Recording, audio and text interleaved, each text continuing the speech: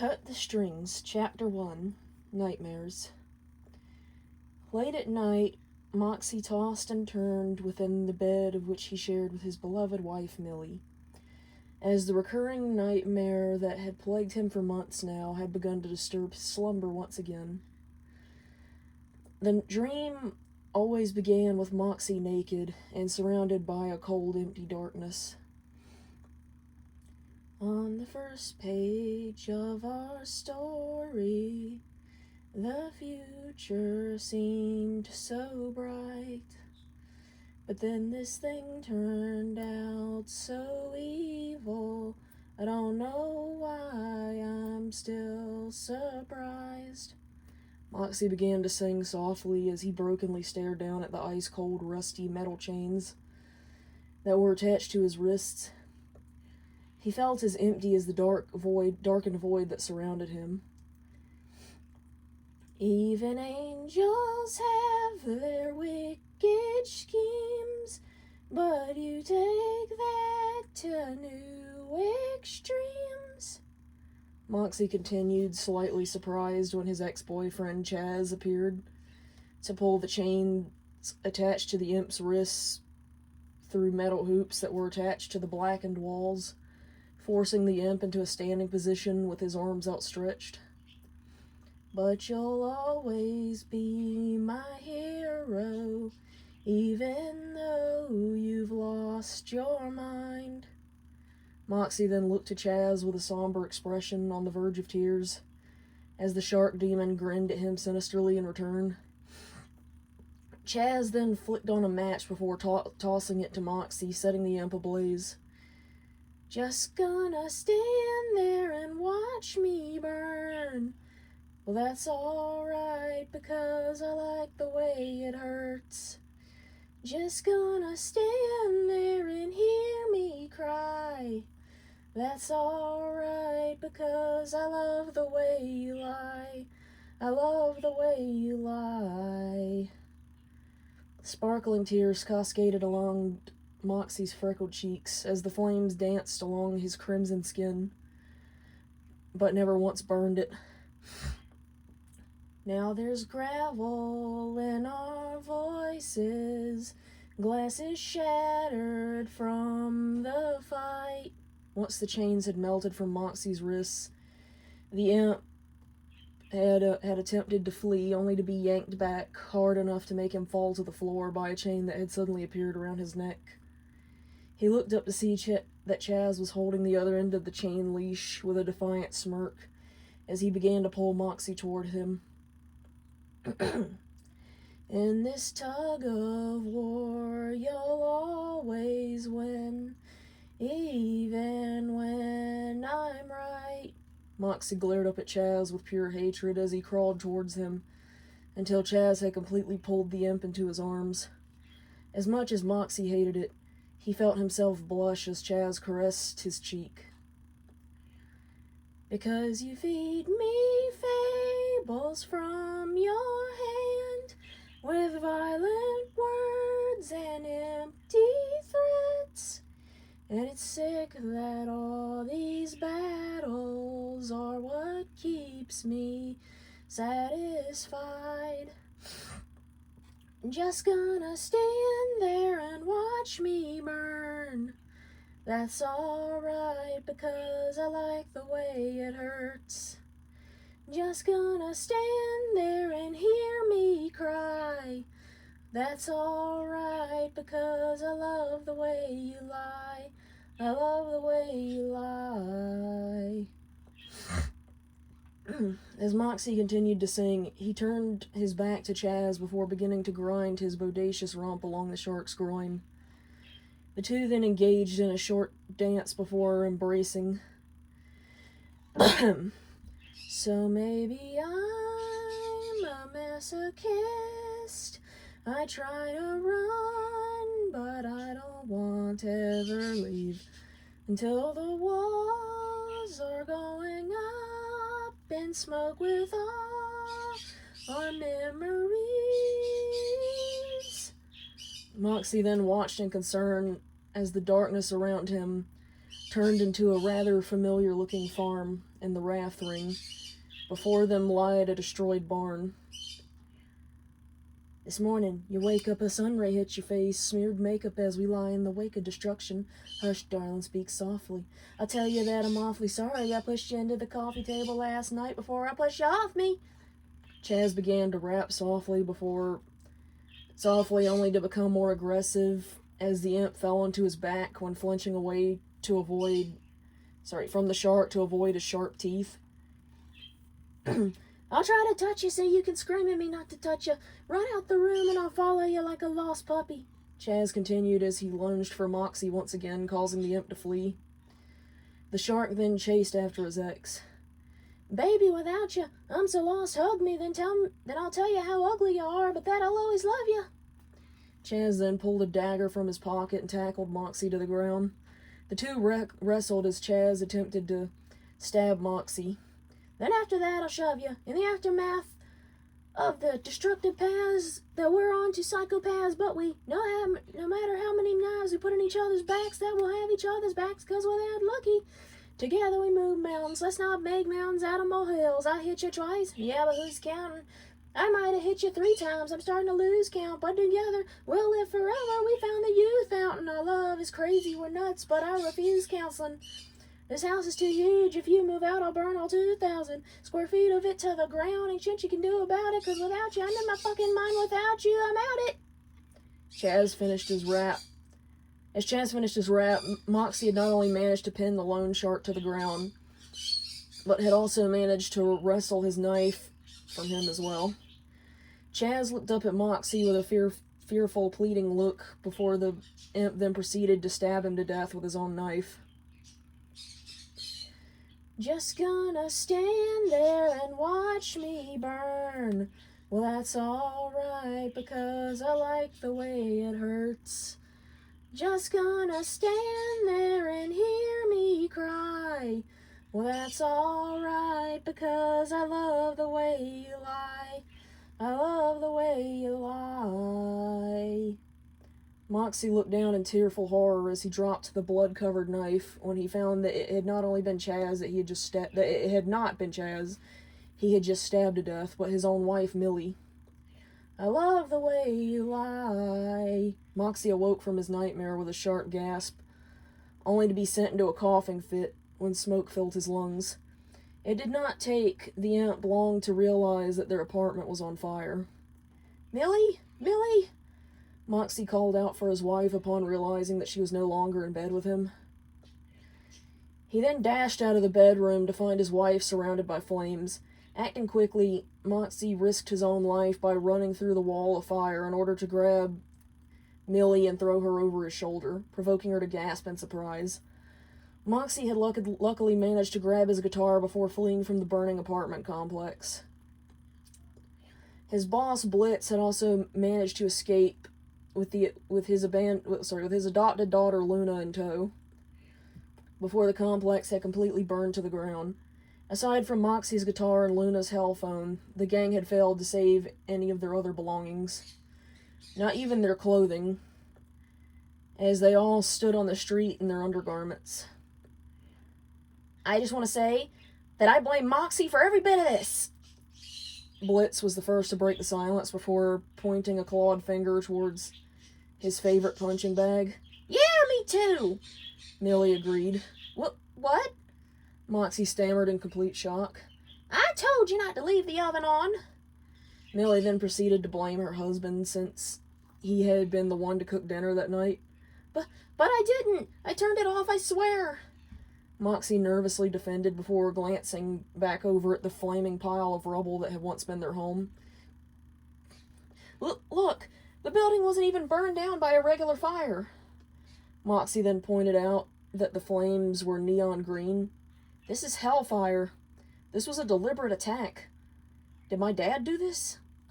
Moxxie then began to ponder the mystery out loud. So either way, it's still your fault. Fan-fucking-tastic, Blitz scoffed before turning his back to Moxxie and throwing his hands up in frustration.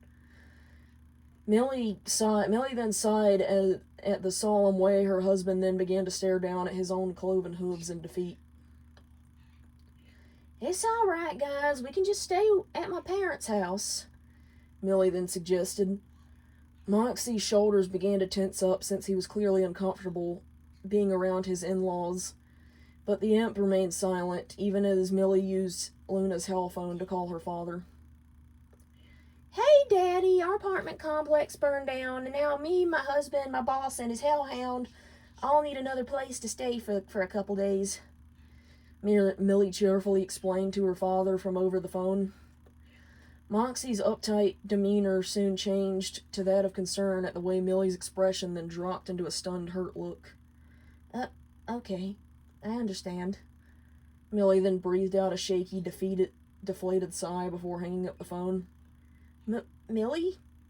Moxxie gently spoke up as Millie's countenance twisted into a pained look. She then handed Luna her phone back before burying her face into her hands, her entire body shaking with soft sobs. Millie, what's wrong? Moxxie was quick to instinctually wrap his arms around Millie, only to gasp in surprise when she roughly shoved him to the ground in response. Even Blitz and Luna appeared taken aback by Millie's sudden outburst of pure rage. Millie? Moxxie stared up at his wife with a mix of hurt and confusion as tears began to well up within his own eyes. Millie glared back down at him in return with a cold look of pure hatred. What was that all about? Blitz finally decided to speak up as he stepped in between his employees. My pa told me that as long as I stay married to Moxxie, I'm no longer a part of the family. Millie huffed as she averted her gaze to the sidewalk beneath her. What?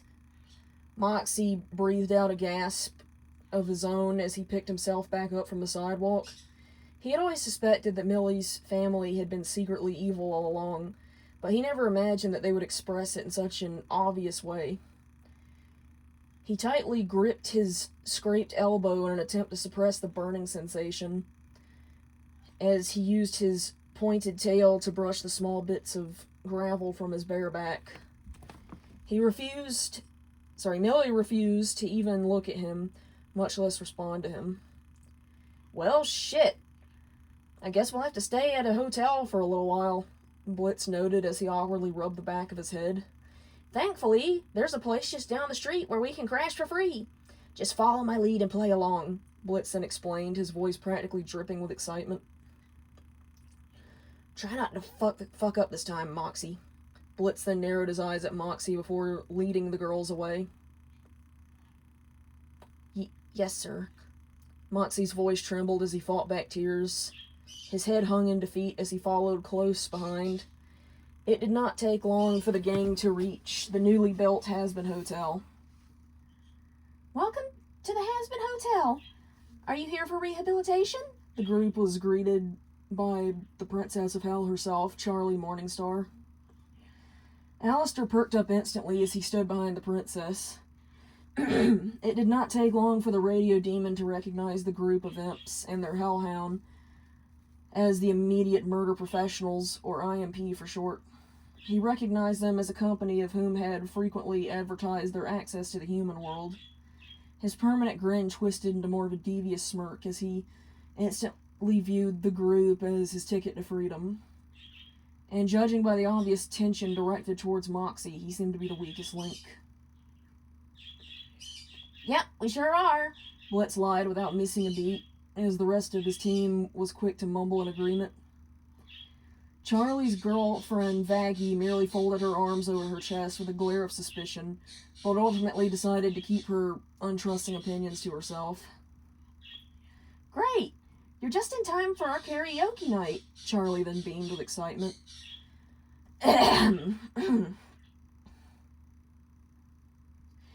It's astounding. Time is fleeting.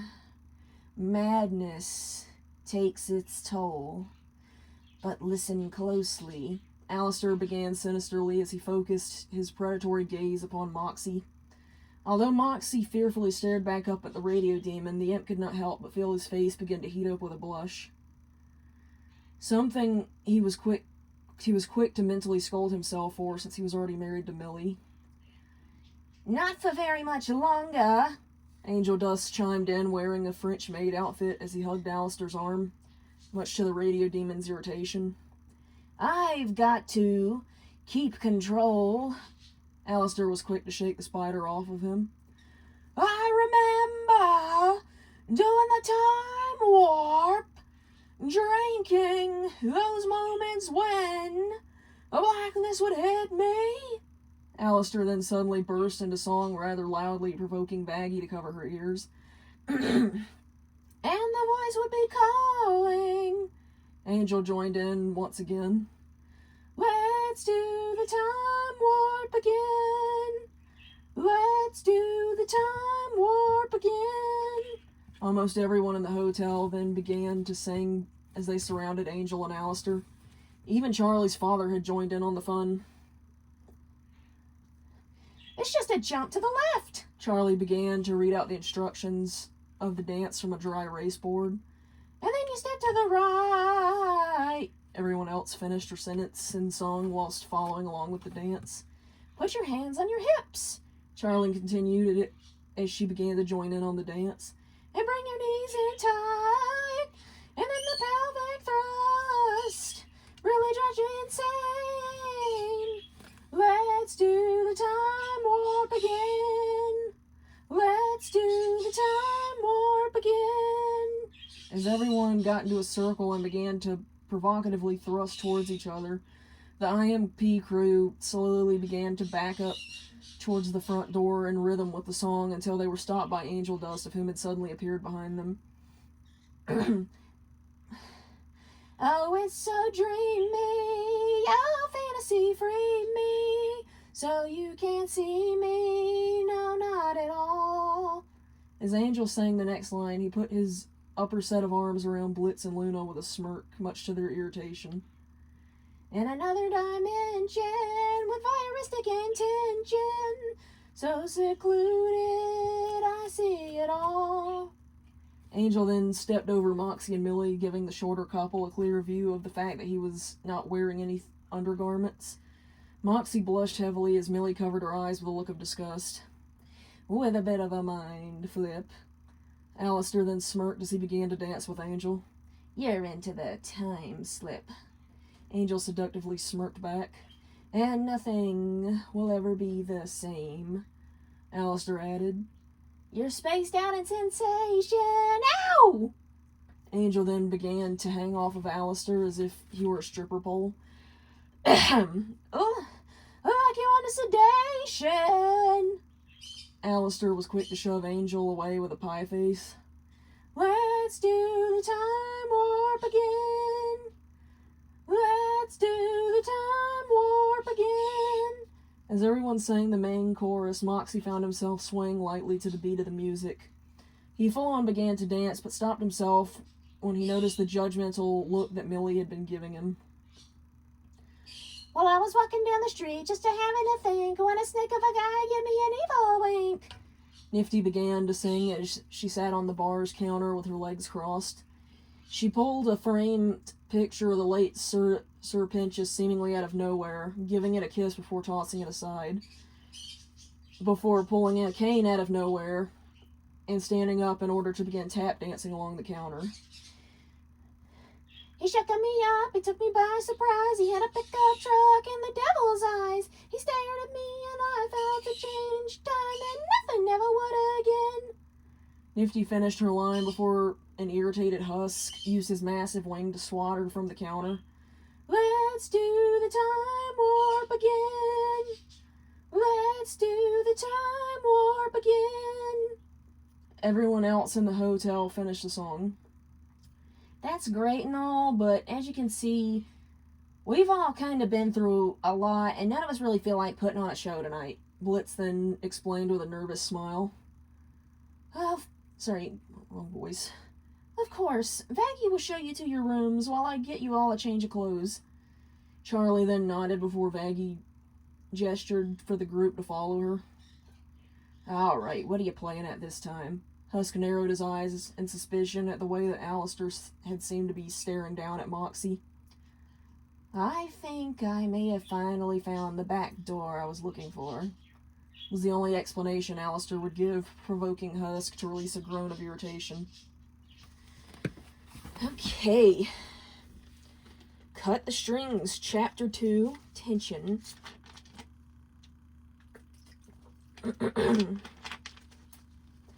Alastor, of course, stealthily followed Vaggie at a distance as she led the I.M.P crew to their rooms.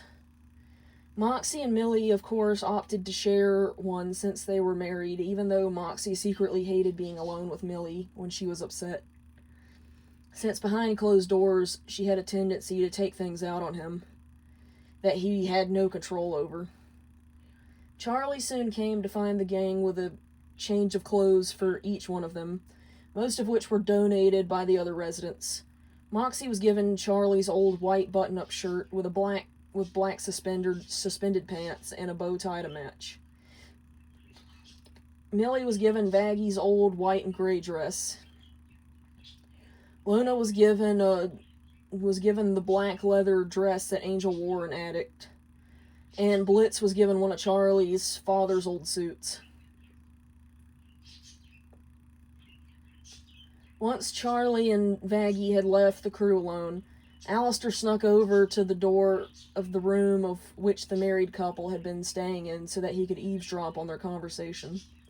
As Moxxie and Millie changed into their new outfits, the couple remained eerily silent, as Moxxie awaited for Millie to start another argument like she had been doing every night since Moxxie's failed solo mission. "Why couldn't you have just gotten along with my family, Moxxie?" Millie finally spoke up, barely above a whisper. Although her tone was soft, her voice dripped with hatred. You're not seriously blaming me for this too," Moxxie snapped back at her at the end of his tether. He was honestly growing tired of Millie thinking that her family could do no wrong, instead opting to blame him for their horrid actions, especially since Millie had vowed to always protect him. He was tired of her always playing devil's advocate with him. "If you weren't so negative all the time, none of this would be happening right now," Millie lashed out at him back. "I'm the negative one? Excuse me, but I seem to remember doing nothing but kissing up to your family, while they are constantly the ones who treat me like an outsider," Moxxie pointed out as he took a seat at the foot of the bed. "My family are not the bad guys here, Moxxie. You just couldn't ever adapt to the way we do things," Millie argued before turning her back to Moxxie with a huff. "How am I supposed to look at them now, Millie, especially after what they just did to us?" Moxxie demanded, becoming frustrated by his wife's blatant denial. "Like parents trying to protect their children," Millie snapped back at him. "Protect them from what? Me?" Moxxie then began to interrogate the meaning behind what his wife had just said. "Oh, would you just stop overthinking things for once? Just let it go." Millie attempted in vain to shut down the argument with gaslighting tactics, knowing that she had just said too much. "But I was right, Millie. Your family abandoned you. Please see the light, Millie. I checked all the boxes that you said would prove to them that I deserve a chance. Now they turn their backs, no second glance." Moxxie softly began to sing his point with a somber tone as he played a gentle tune to match on his guitar. "It's not as simple as you think. Not everything is spelled in ink," Millie argued back in song, putting emphasis on the word ink. "It's not fair, Millie," Moxxie sang through gritted teeth as he played his guitar a bit more aggressively. "Careful, Moxxie, keep a cool head," Millie warned as she turned back around to face her husband with an intimidating glare that for once failed to work. "No, don't you care, Millie?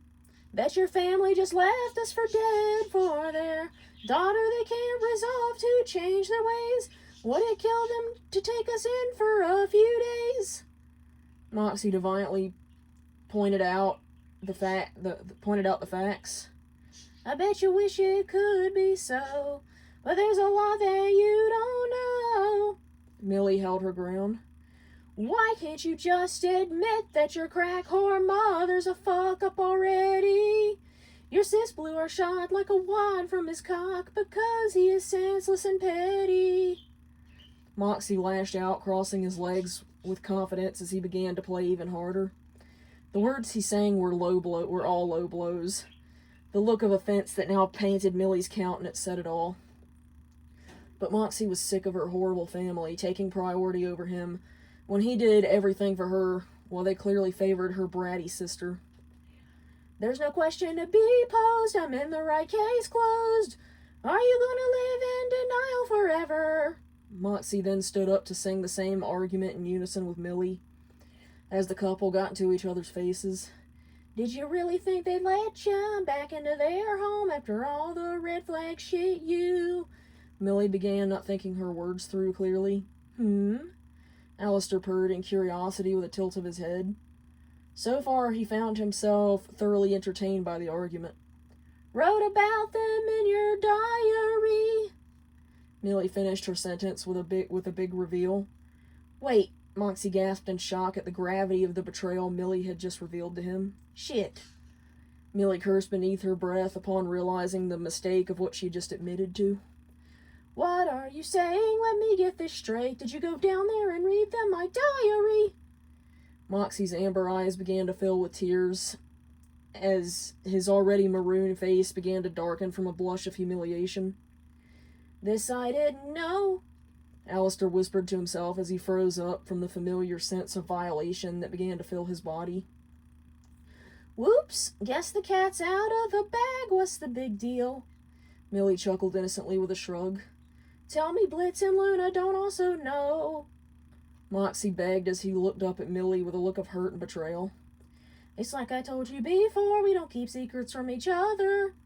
Moxxie justified her actions as she folded her arms over her chest. No. Moxxie buried his face into his hands, unable to stop the hot tears from escaping his eyes. No wonder Blitz and Luna had been crueler to him than usual as of late. What if he lost his job over this? You have to listen, it was such a hard decision. Millie then began to do damage control. I did what I had to protect my family from you. I did what was required. Millie then doubled down on her justification. And to think I once admired you, well, I don't need your condescension. Your sister's not our child to protect. Was all that talk of trust just pretension? Was I too naive to expect you to heed the morals you've been purveying? Moxxie then began to call Millie out on her hypocrisy as he once again got into her face. Just what the fuck are you saying? Millie snapped back at him. If family comes first, then our love must be a lie. Moxxie accused as he began to quite literally backed Millie into a corner. Moxxie? Millie warned as she clenched her fists. However, she restrained herself since she knew that leaving any physical marks upon her husband would lead to many questions from the outside world. When they can do whatever, but I get crucified. The rules are shades of gray when you don't do as you say. And your promises mean nothing when you just break them again. Moxxie continued to point out the flaws in his wife's logic until she shoved him to the ground, causing him to break his guitar in the process. I was told that I shouldn't trust you.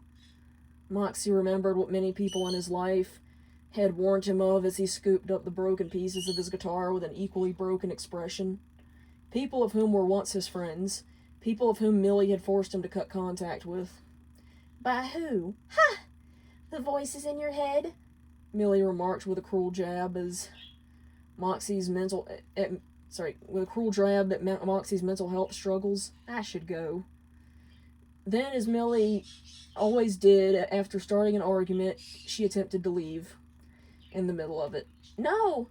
Don't you see? This is what they want.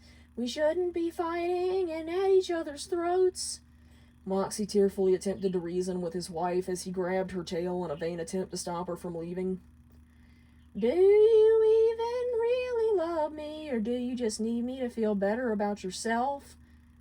Millie then accused as she snatched her tail away from her husband. "Don't do this, please."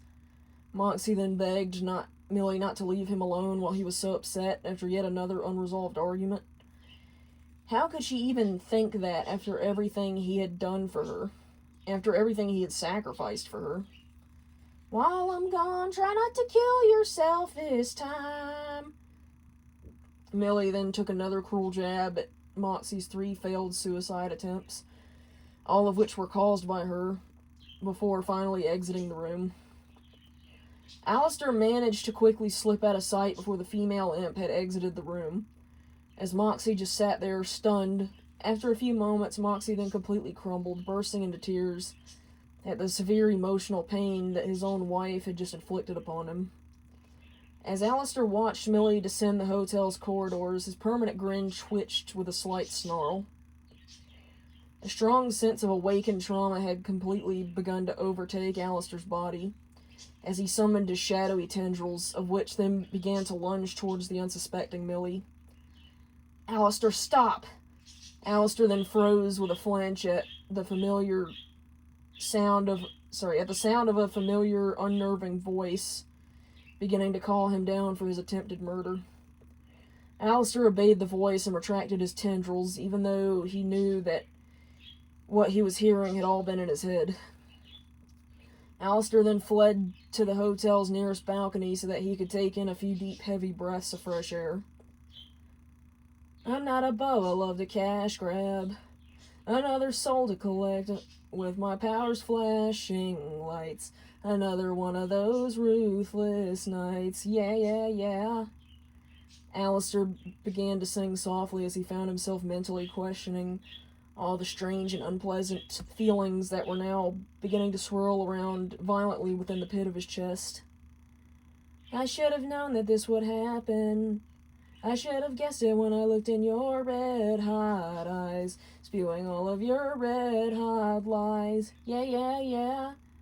Moxxie ran a hand through his disheveled hair as he made his way along the corridors towards the hotel's lobby. "What's the worst part of this hell? I can only blame myself." Unknown to him, Moxxie began to sing in unison with Alastor as he took another seat at Husk's bar.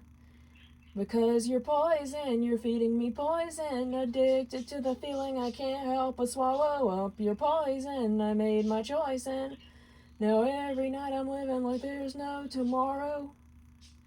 Alastor unknowingly proceeded to sing in unison with Moxxie as he tightened his grip on the rail of the balcony in order to fight back his own tears.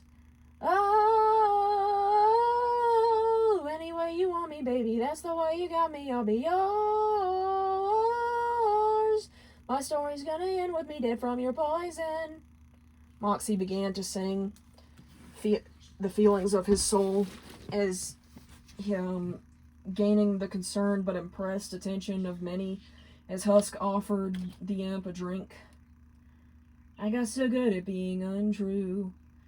Alastor and Moxxie once again began to knowingly sing together as Alastor re-entered the hotel. "I got so good at telling you what you wanna hear. I disassociate, disappear. Yeah, yeah, yeah." Moxxie stared down at his drink, feeling just too sick to his stomach to partake in it as he swirled around the contents of the glass. "So far beyond difficult to resist another gulp.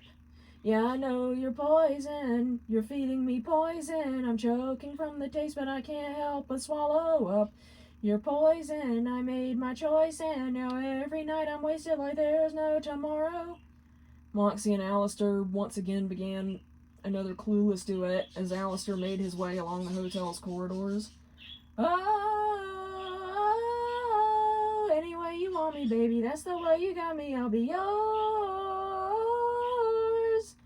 My story's gonna end with me dead from your poison." Alastor stopped just short of the lobby, his ear twitching at the sound of the pain that filled Moxxie's beautiful voice. "Poison, I'm drowning in poison. I'm filling up my glass, but it's always hollow, full of poison. I'm sick of the poison. I wish I had something to live for tomorrow." Moxxie's voice began to break on the sobs he was attempting in vain to suppress as he stared down at his glass, tears dripping into his untouched liquor. As Alastor began to approach Moxxie from behind, he found himself questioning the meaning behind the strange burning sensation that he was beginning to feel in the pit of his chest. It felt so familiar, but still so foreign, like a distant memory. Was he beginning to take genuine pity upon the imp? With slight hesitation, Alastor reached out to place a gentle hand upon Moxxie's shoulder. Moxxie flinched before turning around to look up at Alastor, with only mild surprise. Alastor could tell just how emotionally as well as physically drained the imp appeared to be. His eyes barely had any life in them, and the little bit of which they did managed to hold on to was merely broken sorrow. "Hello, dreamboat. Shall we chat?" Alastor offered with an unfamiliar warmth to his eyes as he took a seat beside Moxxie. Moxxie weakly smiled at him in return before deciding to vent all of his frustrations to the radio demon against his better judgment. Whew. Cut the Strings, Chapter 3, Unlikely Friends. And ever since then, Millie hasn't been the same. Moxxie finished recounting the tale of his failed solo mission to Alastor and Husk. By now, Nifty, Charlie, Vaggie, and Angel Dust had also gathered around to hear the story, all with matching looks of sympathy. So she regularly fails to defend you, while you are openly being bullied by your own boss, and then chooses to make you feel like you did something wrong when you inevitably lash out at her for it? Alastor calmly clarified, as he was able to spot the obvious gaslighting tactics from miles away. "Gaslighting, the most common form of mental abuse." Angel confirmed Alastor's suspicions with an understanding nod. And it isn't just at work or with strangers, but she also does this with her family, too. Moxxie complained further once, having his feelings validated, had unscrewed the cap of his bottled-up resentment. "Let me guess, you have to follow a different set of rules than her family does?" Alastor questioned him further. "Yes. Everyone in her family is a complete and total narcissist. Her brothers are male chauvinist pigs who treat women like they're disposable. Hell, one of them just broke off his year-long marriage because his wife refused to be his live-in maid. Her parents are judgmental, controlling assholes who favor the younger sister. And the youngest sister?" Moxxie began to rant before releasing a wry chuckle. "Don't get me started on that disgusting, sloppy, two-faced, shit-stirring brat. If it wasn't bad enough that she kept leaving her shit everywhere and making messes that me and Millie were expected to clean up when we stayed over, she is constantly making up lies to cause drama. She falsely accused one of her old brothers of sexual assault just to get attention, and now he's been ostracized from the family because they just took her word for it without any evidence. Then she has the nerve to tell me to my face that she loves me like a brother, only to then tell her parents that I make her uncomfortable simply for telling a few sex jokes. I still don't see what the problem is, since the entire family told sex jokes that were much worse than mine. She also lied to her parents about me and Millie talking shit about them, just because I asked her to respect our privacy and not barge in on me while I'm in the bathroom or trying to be intimate with my wife." Moxxie let out a deep sigh of relief once the massive pressure of pent-up anger had been released from his chest. "Whenever I stayed over, I pitched in with the chores, cooked dinner for them, bought them things, and even did Sally Mae's makeup. But they have always treated me like an outsider." Moxxie panted from exhaustion as tears had once again begun to sting the sore, swollen brims of his eyes. "Did I eavesdrop one time? Sure. But nobody wants to acknowledge the fact that my gut instincts about something being amiss were right. I caught Millie's parents trying to convince her that I'm pushy and that she needs to leave me." Moxxie practically sobbed as fresh tears cascaded along his cheeks. He swore lightly beneath his breath, his salty tears irritated his sore eyes and cheeks. He did not even bother to wipe them away this time, since the skin around his eyes had become so tender from being forced to cry every single night by his own partner for several months. Does your wife make have a habit of not respecting your boundaries? Alastor decided to press further. She full-on said I wasn't allowed to set them, Moxxie confirmed. That's fucked up, Husk acknowledged. Just recently, she read my diary to her family, my boss and his daughter. Then she blamed me for their reactions. I could lose my job for this. Moxxie then proceeded to vent about Millie's most recent betrayal. Just what did you write about in your diary? Vaggie narrowed her one good eye in suspicion. You don't have to answer that. Alastor was quick to shoot Vaggie a look of disapproval. No, it's fine. Everyone in my life already knows all of my secrets anyway. Moxxie sighed in defeat. I wrote in my diary that I wished her parents would die and that I wished her sister had been kidnapped by Stryker. The last time we were in Wrath, Moxxie shamefully began to relay the contents of his diary.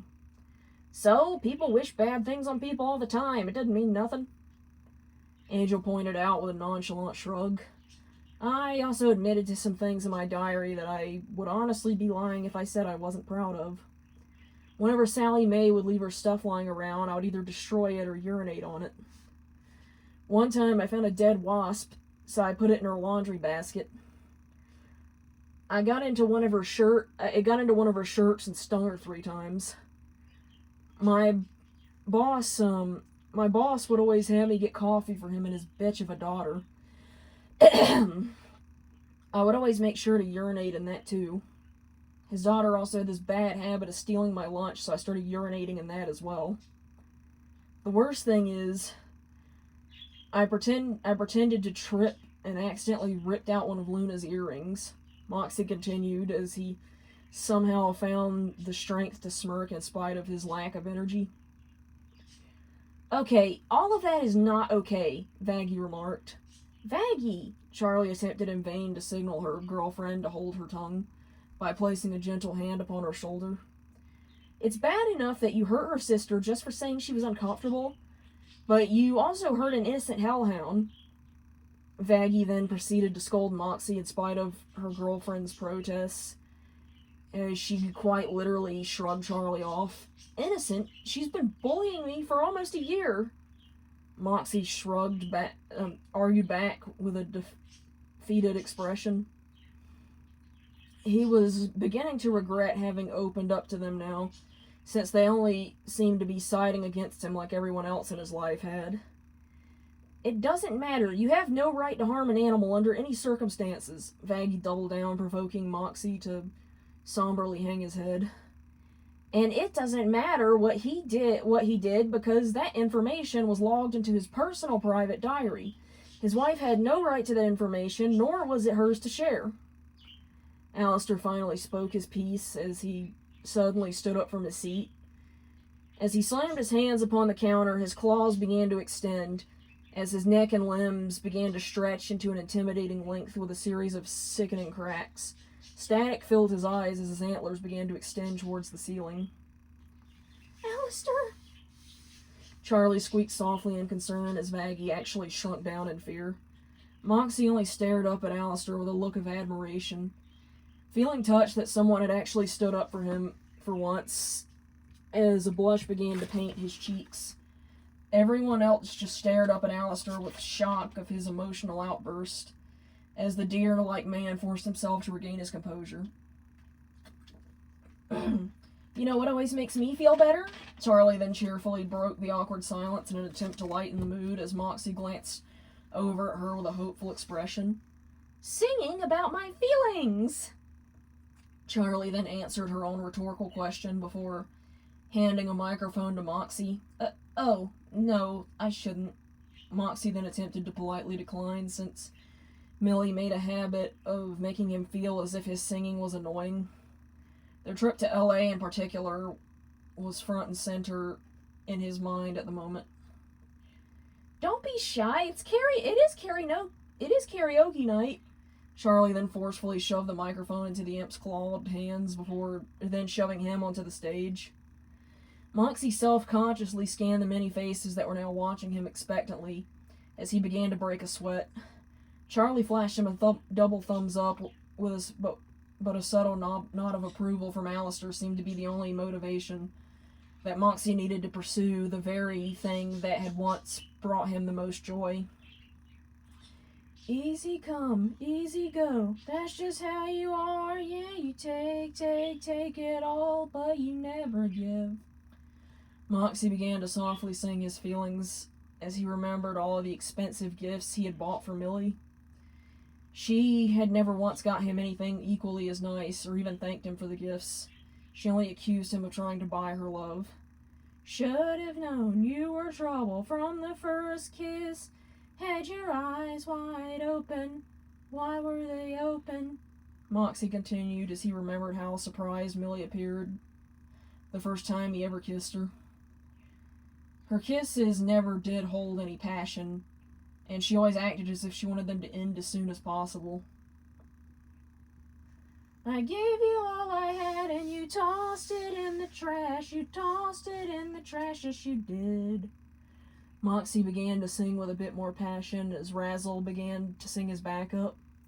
To give me all your love is all I ever ask, because what you don't understand is I'd catch a grenade for you. Moxxie continued with the chorus. Yeah, yeah, yeah. Razzle happily sang his backup. I'd throw my hand on a blade for you. I'd jump in front of a train for you. You know I'd do anything for you. Oh, I would go through all this pain. Take a bullet straight through my brain. Yes, I would die for you, baby, but you won't do the same. Moxxie somberly sang as Razzle continued to subtly sing his backup. Black, black, black and blue, beat me till I'm numb. Tell the devil I said hey when you get back to where you're from. Moxxie began to sing with a bit more aggression as Charlie's father, Lucifer, chuckled at the fact that he was a part of the I.M.P song. Mad woman, bad woman, that's just what you are. Yeah, you'll smile in my face and rip the brakes out my car. Moxxie remarked through his next set of lyrics as Millie's betrayal began to weigh heavy upon his mind. She truly was no better than the rest of her family. I gave you all I had and you tossed it in the trash. You tossed it in the trash, yes you did.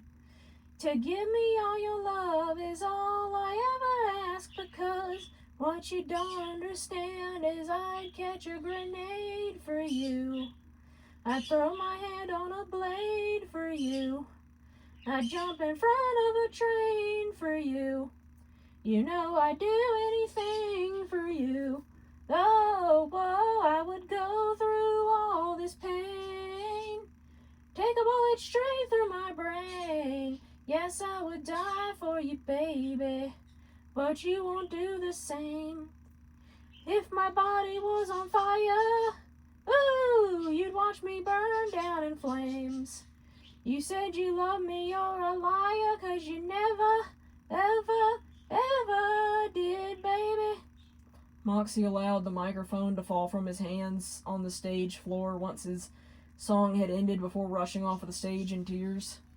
However, before Moxxie could have a chance to reach the room that he had been sharing with Millie, he had accidentally bumped into Alastor, of whom seemed to be waiting for him. Moxxie fell to the floor with a grunt before tearfully looking back up at the radio demon with a quizzical expression, silently wondering what the Overlord could have wanted from him. Believe it or not, little imp, but I am all too familiar with what you are going through, Alastor then admitted now that he had Moxxie alone. You do? Moxxie squeaked softly as he picked himself back up from the floor. For the first time since he had arrived in hell, Alastor allowed his smile to fall into a small frown before averting his gaze. I took a little journey to the unknown. Oh, I've come back different. I've come back changed and I can feel it in my bones. Alastor softly began to recount his sad but cryptic tale and song as he mentally began to scold himself for allowing a stranger to see him vulnerable. However, he was still unsure of why he was continuing to do so. I fucked with forces that our eyes can't see, and now the darkness got a hold on me. Alastor protectively wrapped his arms around himself before turning his back to the imp. Holy darkness got a hold on him. Oh. Moxxie was then startled into jumping when Husk and Nifty had suddenly appeared behind him to sing Alastor's backup. La da da da da da da da da.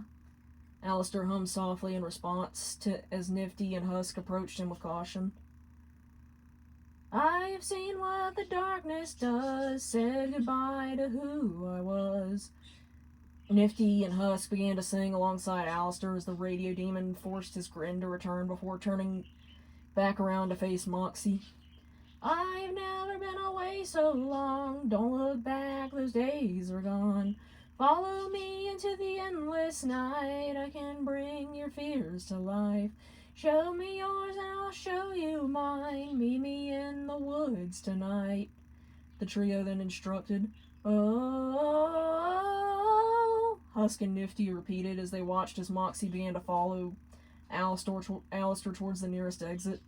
Nifty appeared cheerfully oblivious as always, whilst Husk watched on with pity at Alastor's next victim.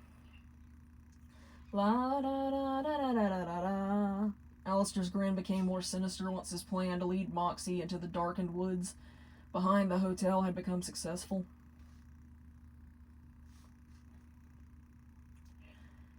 Cut the Strings, Chapter 4, The Deal. There's nothing to fear, little imp. No need to run or hide, Alastor cheerfully reassured, as he led the timid Moxxie to his secret hideout that had been located deep within the woods behind the hotel.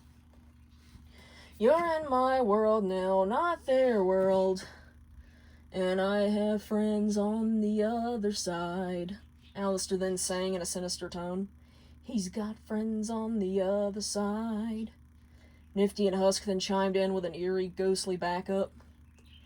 Sit down at my table, put your mind at ease. Alastor then gestured to a large flat rock that was decorated with melted candles and surrounded by 4 tree stumps. If you relax, it'll enable me to do anything I please. I can read your future. I can change it around some too. I look deep into your heart and soul, make your wildest dreams come true. Alastor continued to sing as his shadow danced and shifted into seemingly impossible shapes along with him. As Moxxie listened to Alastor's musical promises with a drained look of faint hope, he took a seat at Alastor's makeshift table. I've got hoodoo, I've got voodoo, I've got things I ain't even tried, and I've got friends on the other side, Alastor continued with his rhythmic sales pitch as he showed off a few of his magical tools to Moxxie, of whom watched with wonder. He's got friends on the other side, Husk and Nifty chanted once again.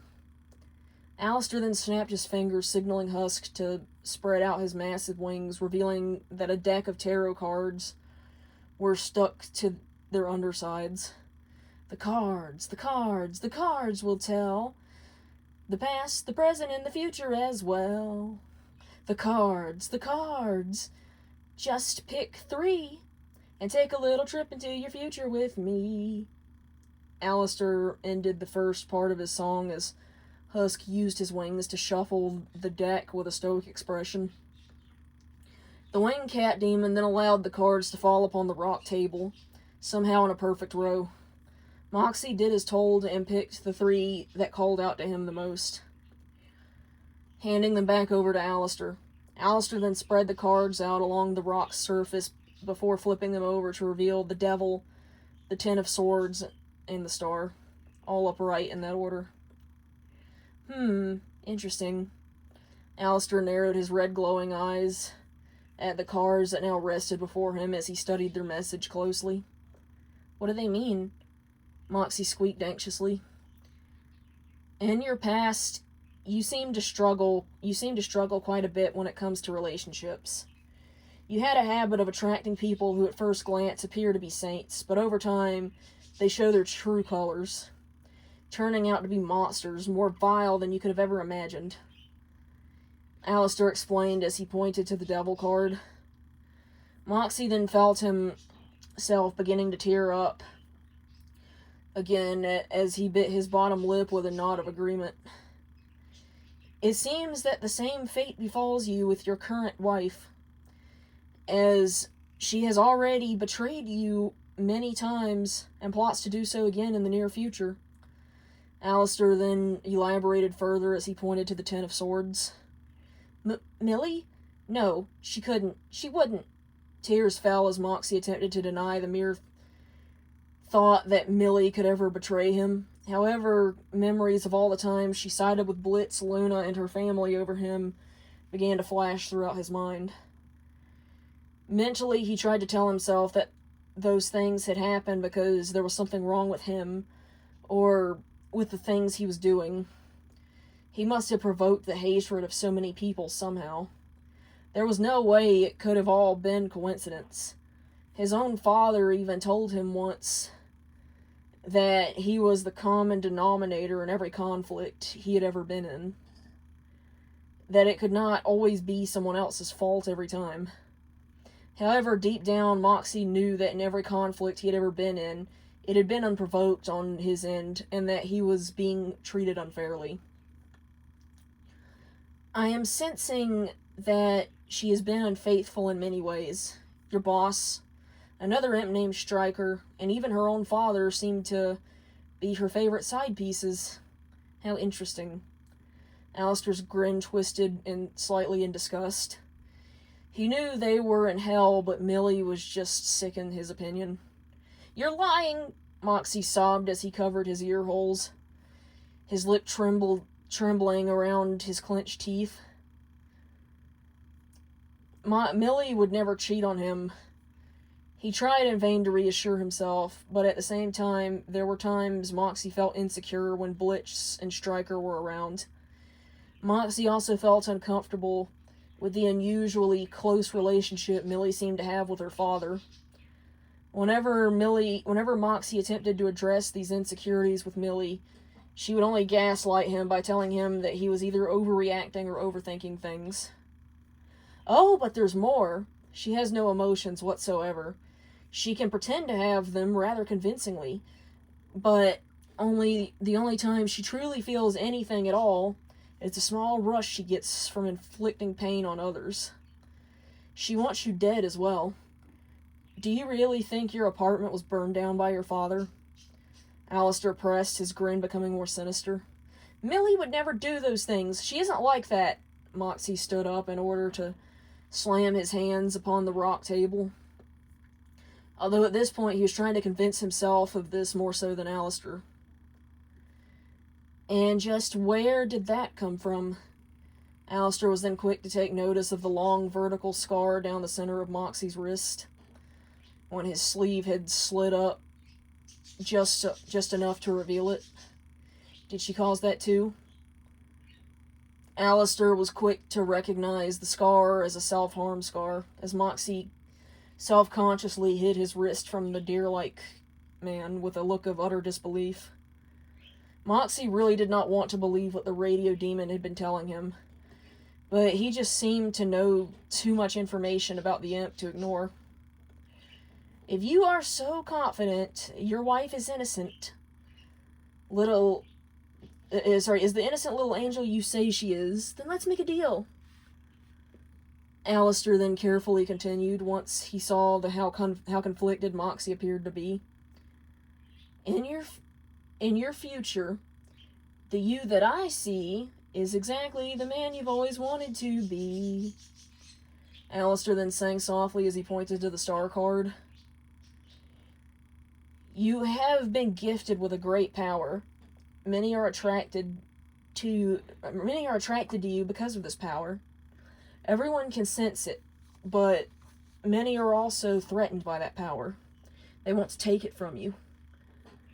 But when they realize they can't because it's yours, they try to suppress it, to control it. Alastor then explained as he began to circle Moxxie in a manner similar to that of a hungry shark. And just what is this power I have exactly? Moxxie questioned with an eyebrow raised in skepticism. Your voice. Alastor answered simply as he gently tapped Moxxie's throat with his index finger, provoking a tiny cough from the imp. My voice?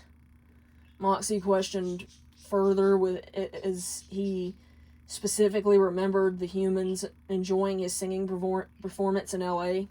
He also remembered how jealous Millie seemed to get when he was receiving positive attention from others for once. It was the first time she had ever openly been aggressive with him up until that point. Her mental abuse had been more subtle. I will empower you with a bit more confidence and self-esteem, and we shall see if Millie remains loyal to you, even when you start standing up for yourself. If the reading turns out to be false, then your relationship shall grow into a more healthy, balanced partnership. Alastor began to state the terms of his proposed bet. And what if Moxxie hesitantly began, unsure if he could actually trust Millie enough to bet his soul on her loyalty? If I am correct and your wife inevitably stabs you in the back in a way that you simply cannot forgive, then you have to tell me how you get to the human world. It will be a win-win. I plan on giving you the powers of an overlord and taking you with me once I make my great escape. Alastor then promised before outstretching his blackened hand towards Moxxie. So it's a deal then. So do we have a deal? Won't you shake a poor sinner's hand? Alastor then beckoned as a green, powerful aura began to surround his hand. Moxxie thought for a moment as the wind began to pick up, before then outstretching his own hand with a glare of determination. Bum bum bum bum bum bum bum, are you ready? Nifty and Husk began to chant as Nifty began to aggressively beat upon one of Alastor's shaman drums. Transformation Central! Transformation Central! Transformification Central! Alastor's appearance then became more monstrous as he rather forcefully grabbed a hold of Moxxie's hand, tightly enough to provoke a small outcry of pain from the imp. You're changing, I hope you're satisfied. But if you're not, don't blame me. Blame my friends on the other side, Alastor sang as Moxxie's veins began to glow neon green. The imp struggled and grunted softly as his heart rate began to rapidly increase from his newly obtained power. You got what you wanted, Nifty began once Alastor had finally released Moxxie's hand. Twitching, the imp opened his cat-like eyes to reveal that they were now glowing in electric blue. But you lost what you had. Husk sighed with a shake of his head as Alastor blew out the candle that once illuminated his table, plunging everyone into complete darkness. There you are, Alastor! Charlie beamed cheerfully when Alastor had returned to the hotel, with a grin of satisfaction. Husk and Nifty followed closely behind, as always. It's your turn, Charlie explained with excitement as she handed Alastor the microphone. Millie, of whom had long since returned from her walk, was scanning the hotel lobby frantically in search of her husband. When Moxxie had finally stumbled in, grasping the doorframe for support, the faintest hint of pastel blue electricity briefly ran along his horns. But then he opened his eyes to reveal that they were back to their normal amber color. The imp was then caught off guard by his wife rushing over to pull him into a tight hug. I'm sorry, she muttered softly into his shoulder. Moxxie smiled weakly in return before gently returning the hug. Alastor watched the couple from the stage with the faintest look of jealousy, as Nifty immediately began to play the drums and Husk began to play the guitar with little to no enthusiasm. Little imp, you know you're driving me crazy. One look puts the rhythm in my hand. So I'll never understand why you hang around. I see what's going down. Alastor began to sing his own feelings as he watched Moxxie leave with Millie. However, Moxxie did flash Alastor an unsure look of longing before Millie had completely led him out of sight. Cover up with makeup in the mirror, tell yourself it's never gonna happen again. You cry the more that she swears she loves you. The lyrics of Alastor's song rang clear through Mox's mind the next morning, as the imp gently applied his wife's foundation to the bags beneath his eyes. He hoped that the makeup would be successful in hiding any evidence of crying, since he really did not feel like answering a string of questions about his argument with Millie the night before, especially since he knew how nosy Blitz could be. He released a somber sigh as he silently hoped that this would be the last time that Millie would make him cry like this before taking his leave to work. Do you feel in control when you push him around? Do you feel better now as he falls to the ground? Alastor sang the background music as Moxxie entered the office with a styrofoam holder that contained 4 cups of coffee. Luna smirked, then subtly stuck her tail out in order to trip the imp, causing him to fall face first to the ground and spill scalding hot coffee all over himself. Well, I'll tell you, my friend, one day this world's going to end. As your lies crumble down, a new life he has found. Moxxie glared around the room, his patience gradually beginning to wear thin, as everyone, including his own wife, had burst into laughter at his misfortune. Alastor's lyrics rang clear through Moxxie's mind as he glared down at his own reflection in the spilt coffee. A pebble in the water makes a ripple effect. Every action in this world will bear a consequence. If you wait around forever, you will surely drown. I see what's going down. Alastor continued his song as he peacefully sat beneath a large tree at the park. Husk and Nifty continued to play their respective instruments as Alastor skipped a pebble across the lake. I see the way you go and say you're right again. Say you're right again. Heed my lecture. Alastor lamented as he watched as Millie and Moxxie attempted to have a picnic lunch on the other side of the lake. The two had gotten into another argument over Luna's cruel prank earlier, since Millie had chosen to defend the Hellhound's actions as a justified reaction to the contents of Moxxie's diary. She also proceeded to gaslight her husband by trying to convince him that he was overreacting to a simple prank in spite of the fact that he had been physically harmed by that prank. Do you feel in control when you push him around? Do you feel better now as he falls to the ground? Well, I'll tell you, my friend, one day this world's going to end as your lies crumble down. A new life he has found. Alastor continued his lament as he watched with disapproval once Millie had upset Moxxie so badly that he ran to the park's public restroom in tears. Face down in the dirt, he says this doesn't hurt. He says, I finally had enough. Millie was then startled when Alastor had suddenly appeared behind her, only to tower over her in an intimidating manner. One day he looks at you and he has had enough. Nifty and Husk joined in on the taunting as they began to yank on Millie's hair, as well as her arms. It's coming round again, Alastor remarked as Millie finally managed to break free from his minion's grasp. Albeit with minor difficulty, as Nifty did manage to rip out a large chunk of her greasy black hair.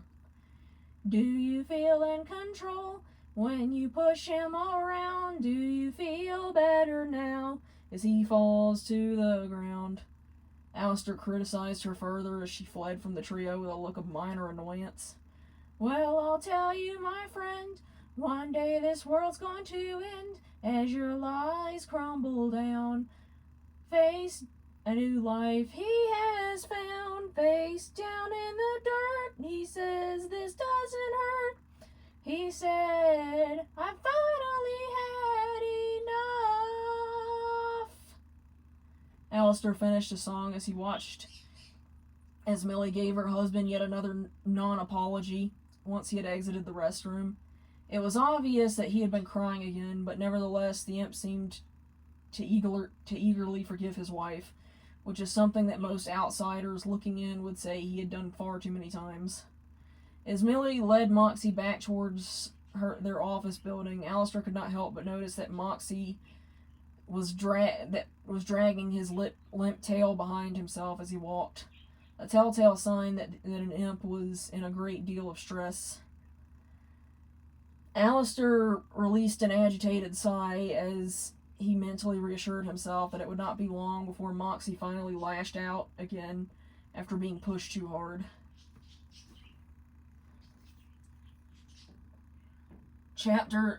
Cut the strings. Chapter 5. Rebel. It took Moxxie a while to fall asleep that night, as even though he was cuddling Millie close, he felt more alone than he ever had in his entire life. His bet with the radio demon was at the forefront of his restless mind, as he slowly began to nod off to sleep, only to be plunged into another nightmare. "What the? How did I get here?" Moxxie questioned when he had suddenly awoken with a start to find himself within the center of an uncomfortably familiar summer camp. To make matters worse, he was wearing his Moxxie disguise. "Oh no, not this place." Moxxie softly began to fret as he picked himself up from the ground. "What the fuck is wrong with your legs? Get out of here, you fucking freak. Shut up, troll. Kill yourself, nerd." Moxxie began to tremble as the cruel words of the teenagers rang clear through his mind. The imp was then startled into jumping by the sound of a familiar voice clearing his throat behind him.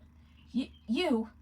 Moxxie turned to see Alastor standing amongst the trees with his trademark grin, as Husk and Nifty stood loyally by his side. "What are you doing here?" Moxxie questioned as he narrowed his eyes at the Overlord. Come on, turn the radio on. It's Friday night and I won't be long. Gotta comb my hair, put my best suit on. It's Saturday and I won't be home till I hit the dance floor. I've got all I need." Alastor's only response was to burst into song suddenly as Husk and Nifty sang his backup as usual. "No, I ain't got cash, but I've got you, Moxxie. Darling, I don't need dollar bills to have fun tonight." Moxxie could not help but wonder if Alastor were trying to convince him to do something, as he watched the deer-like man dance his way over to the bonfire, his tail shaking just as much as his rear. The imp could not help but stare. "I love cheap thrills," Husk and Nifty sang their backup line as Alastor took a seat upon one of the many logs. He flashed Moxxie a knowing smirk as the imp felt the urge to sing overtake him. "And another one bites the dust. Oh, why can I not conquer love? And I might have thought that we were one. Enough to fight this world without weapons. Moxxie then turned his back to Alastor as he began to softly sing his own somber tune. "Well, I've got thick skin and an elastic heart, but your blade, it might be too sharp. I'm like a rubber band until you pull too hard. Then I may snap and I move fast, but you won't see me fall apart. 'Cause I've got an elastic heart." Husk and Nifty sang alongside Moxxie as the imp allowed the two to carry him to an unknown location.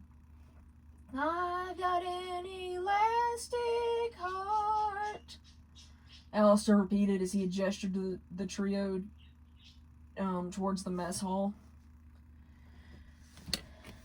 "Clear dreams, I was a broken thing. Had a voice, but I could not sing. You wind me down.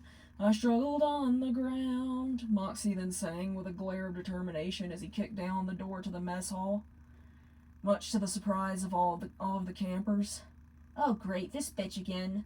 The red-headed girl was quick to narrow her eyes at the cross-dressing imp. "Well, there's a scream inside that we all try to hide, and we hold on so tight, but I don't want to die, no. Moxxie grabbed a hold of the edge of one of the decorative torches that lined the mess hall's entrance. The campers all watched with judgmental glares as Moxxie dipped his fingers into the fire. Although the earthly fire had no effect on imps, the flames did begin to melt his acrylic nails. I don't want to die, I don't want to die, yeah! Moxxie began to panic for the briefest of moments before tipping over the torch. What the fuck are you doing, you crazy bitch? The red-headed girl cried out in horror as the wooden floor of the mess hall was quick to set ablaze. And I don't care if I sing off-key, I sing my heart to the melody. I sing for love, I sing for me, I shout it out like a bird set free. Moxxie continued to sing as he watched with a stoic expression as the teenagers attempted in vain to flee the rapidly spreading flames. And I don't care if I sing off-key, I sing my heart to the melody. I sing for love, I sing for me, I shout it out like a bird set free. Moxxie continued to sing over the screams of the burning campers, of whom had all piled up at the double doors that now acted as the mess hall's only exit. Alastor cheerfully sang Moxxie's backup, having blocked the doors with his microphone, as the teenagers all desperately attempted to use what little strength they had to break them down. Husk had to force himself to look away when a girl had managed to get her fingers through the door's crack, only for them to melt off completely. Party boys, don't get hurt, can't feel anything, when will I learn? I push it down, I push it down. Moxxie continued to sing as he stood amongst the smoldering ashes of what used to be the mess hall, now completely naked but unharmed. Moxxie had been the only one to survive the fire. 1, 2, 3, 1, 2, 3, drink. 1, 2, 3, 1, 2, 3, drink. 1, 2, 3, 1, 2, 3, drink. Throw 'em back till I lose count. Moxxie continued as he retrieved the pistol that he had always kept hidden in his rear and gunned down 2 of the camp counselors. Barbie Wire, of whom had returned to retrieve her forgotten duffel bag, was quick to flee towards the boathouse once Moxxie had attempted to shoot her as well. When a few clicks had revealed that Moxxie had run out of bullets, the imp tossed the gun aside as he wrapped his tail around the handle of an axe that was lying on the ground behind him. I want to swing from the chandelier, from the chandelier. Moxxie continued to sing as he began to pursue his boss's twin sister, dragging the axe behind him. He then hopped in through the hole that Millie had blasted through the wall prior, and had caught Barbie by surprise when he used his newfound axe to slice off her arm. Barbie cried out in agony as her severed arm, along with her Asmodean crystal, had fallen into the water, her human disguise dissipating in the process.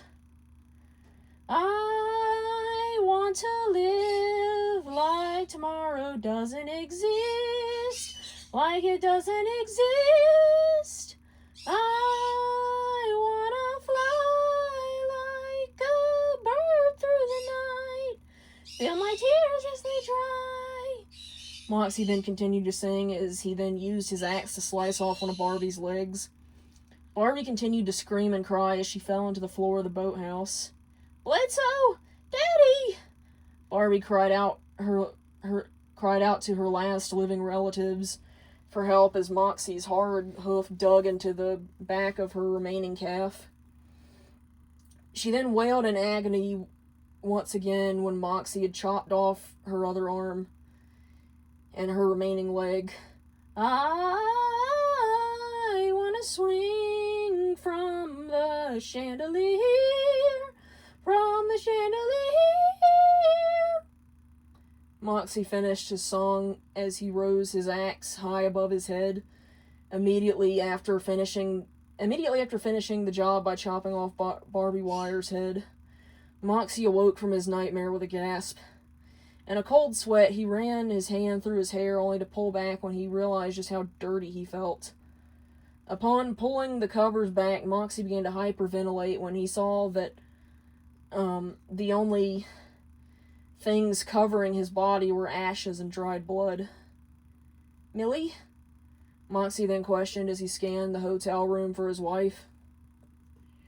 He was quick to grab his phone in preparation of calling her when he took notice of a string of texts from both her and Blitz, calling for an emergency meeting. After a quick shower, Moxxie rushed to work as quickly as his crooked legs could carry him. "Sorry I'm late," he panted from exhaustion as everyone glared at him with disapproval. "What?" Moxxie was then quick to question the meaning behind the way everyone was currently looking at him. Yeah, do you want to explain what the fuck this is?" Blitz then demanded as he switched on the TV to reveal a news broadcast from Earth revealing that Moxxie had been caught on camera destroying the summer camp. Moxxie watched in disbelief at the fact that his dream had not been a dream at all. "Do you know how much shit this could get us into?" Blitz then began to scold Moxxie for his recklessness. "I don't see what the big deal is. We kill people all the time in the human world," Moxxie pointed out. "You can't just go up there and kill whoever you please, especially since you got caught on camera doing it, you fucking idiot." Luna then chimed in. "Hey, at least I actually work hard, and I'm actually useful to this company, you lazy mongrel." Moxxie snapped back at Luna, much to everyone else's surprise. He was so sick and tired of being ganged up on everywhere he went. "You'd better show some respect.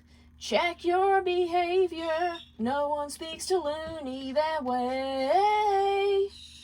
Did you expect us to sit back and take your immature, pissy display?" Blitz stood up from his seat abruptly and slammed his hands upon the table as he began to scold Moxxie through song. "You got it twisted.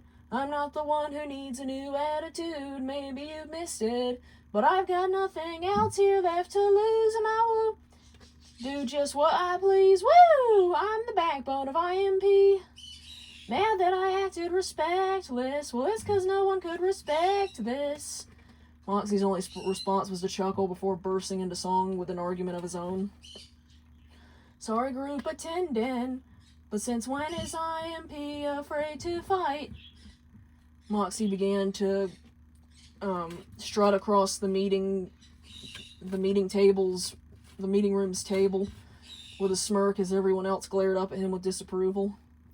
"You're long past trending. Well, sorry, babe, but I ain't swiping right. You've lost your relevance."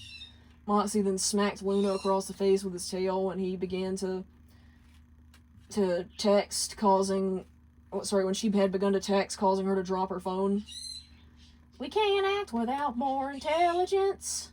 Millie joined in to side with her co-workers as Luna began to growl at Moxxie. "Ugh, no wonder I'm acting respectless. I could eat you all for breakfast." Moxxie then made his irritation with Millie's constant failure to protect him known. "From day one, you've been inane and uninformed. A smug wannabe who doesn't heed when he's been warned." Blitz then snapped back at his employee with a string of insults. "Oops, did I strike a nerve? Because whenever I do better than you ever could, I can't help but observe that your disfigured face starts turning red. And why are you avoiding war?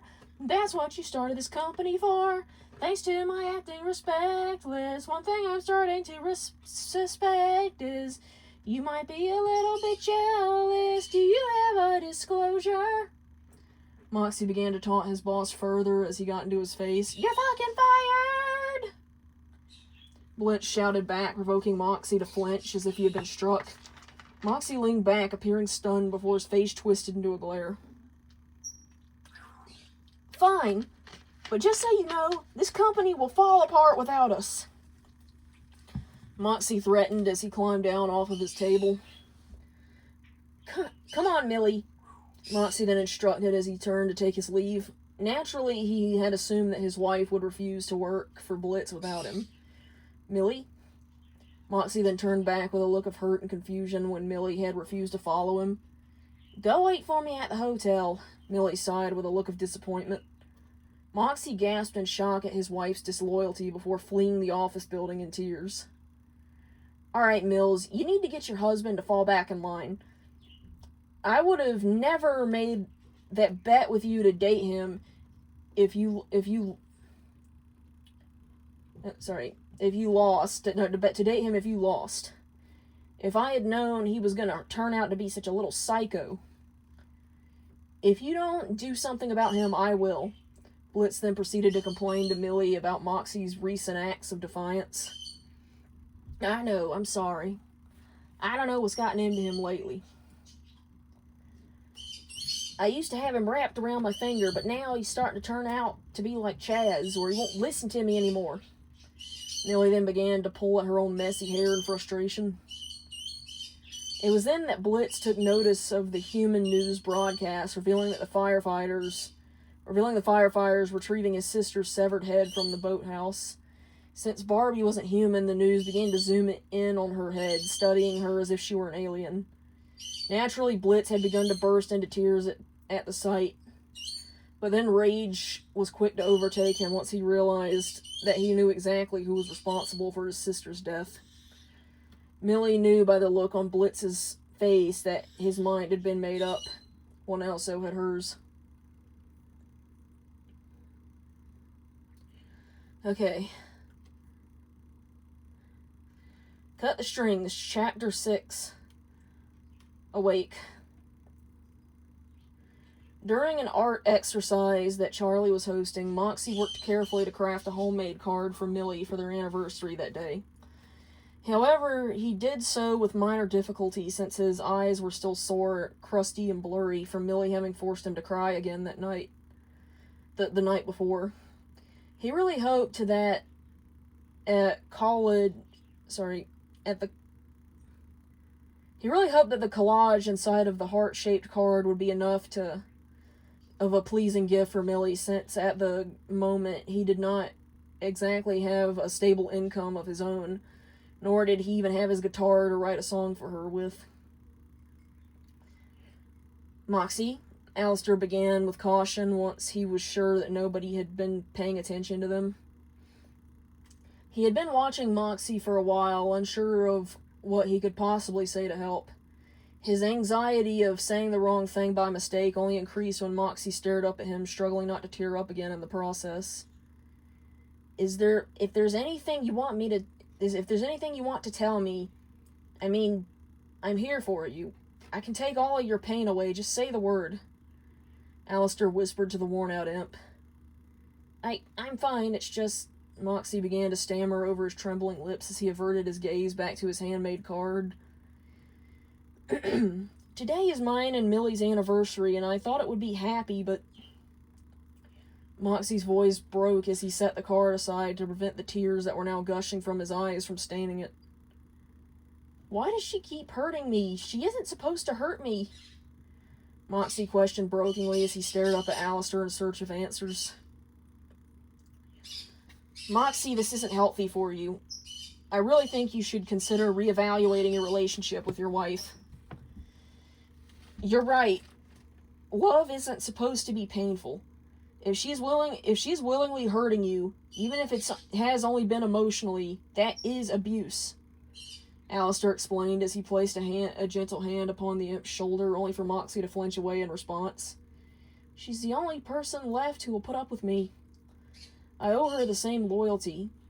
Moxxie wiped his tears away before scooping up the finished card and heading towards the exit. "Moxxie, wait, Alastor began, only to restrain himself in order to avoid another emotional outburst in front of everyone. His hesitant pleas fell on deaf ears as Moxxie exited the hotel. "What did you do?" Vaggie demanded, immediately assuming Alastor had said something to upset the imp. "Nothing. Yet," Alastor replied as he stood up from his seat, static filling his eyes as a strong feeling of dread began to overtake him. Something was amiss. He could feel it in the air. "Husk, Nifty," Alastor called out to his minions with a few stamps of his microphone. Nifty appeared by the radio demon's side within seconds, while Husk merely slumped over. With a twirl of his microphone, Alastor then led Husk and Nifty to follow Moxxie at a distance. In the meantime, Moxxie awaited at the park where Millie had stated that she wanted to spend their anniversary. He set up a romantic candlelit picnic as the sky began to darken from the twilight. Moxxie released a solemn sigh as he took a seat upon his side of the blanket. He fought back fresh tears as he stared down at his handmade gift with a frown. "Moxxie!" Millie called out with a wave as she rushed over to her husband. "Millie?" Moxxie arose from his seat with a look of surprise. Of course she had arrived empty-handed. Moxxie normally would not have cared if Millie had gotten him a gift or not. However, with everything that had been happening as of late, this only served to hurt Moxxie further. "You okay?" Millie questioned upon noticing just how downtrodden Moxxie appeared to be. I honestly didn't think you would show," Moxxie remarked in a deflated tone as he averted his gaze to the ground. "What's gotten into you lately?"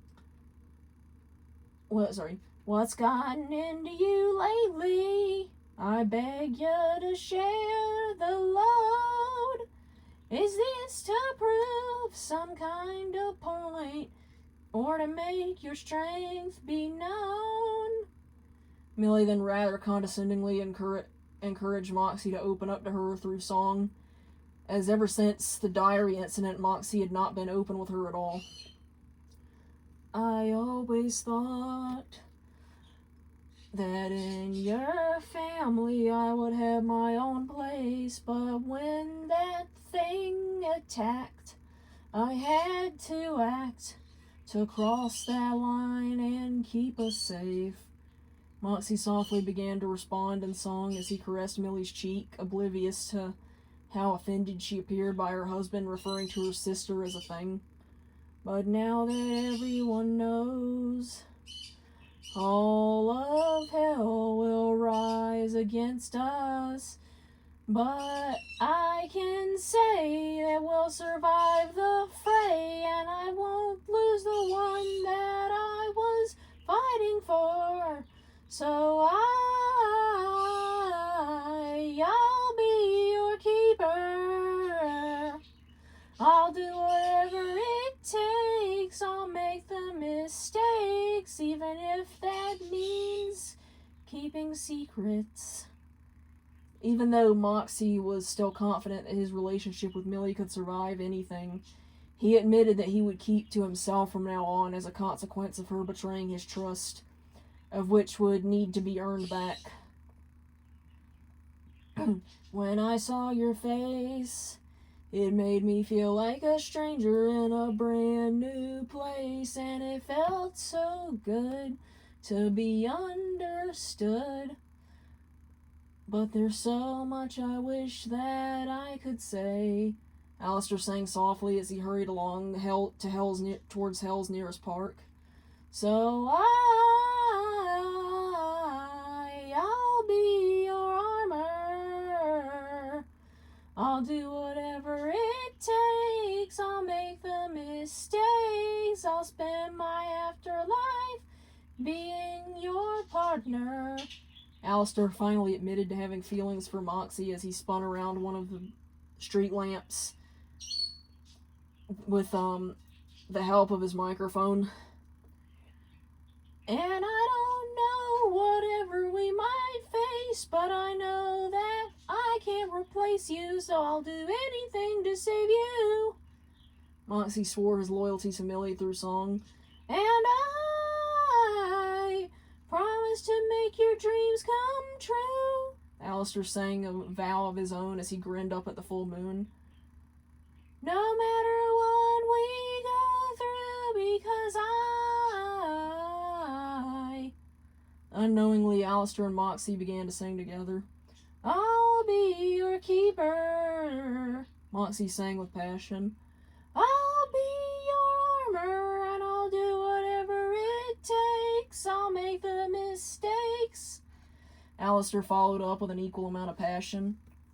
Whatever it takes. Moxxie finished the song before handing his handmade gift to Millie.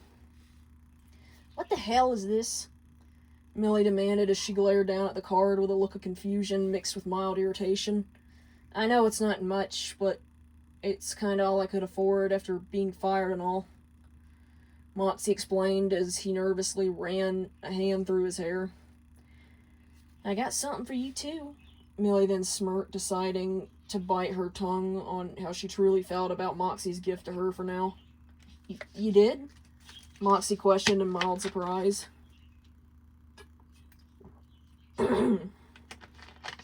Yep. But I wanna wait until a little later tonight to give it to you.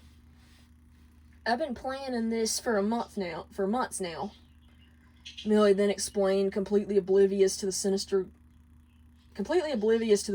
gleam that his wife was now giving him. Moxxie smiled lovingly at her with the faintest glimmer of hope in his eyes. As, the two sat down to enjoy their candlelit meal. Once they had finished their meal, the couple then went on a nightly stroll through the park. You about ready for your gift? Millie softly broke the silence that led her unsuspecting husband to the center of the park's large bridge. Moxxie nodded in response, appearing genuinely happy for once in spite of his clear exhaustion. Close your eyes, Millie instructed in a sing-song voice. Moxxie did so, completely letting his guard down until an unbearable burning sensation upon the skin of his neck provoked the imp to cry out in agony.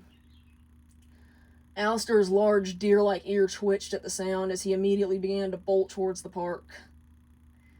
Wait for us, Husk called after his master as he picked up the giggling Nifty and began to fly after Alastor. Moxxie's screams were soon cut short when the angelic wire that Millie had been attempting to strangle him with tightened around his throat, effectively cutting off his air supply. Tears gushed from Moxxie's widened eyes, drool trickling from the corner of his mouth as he struggled in a vain attempt to get away. Before the imp could even have time to register what was happening, he passed out from the lack of oxygen as Millie callously dropped his limp form onto the hard metallic bridge. Well, that was uneventful. Moxxie could hear the voice of... Oh, sorry, wrong voice. Well, that was uneventful.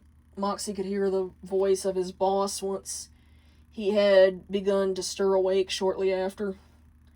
He felt as if something otherworldly had been giving him the strength to survive this attempt on his life.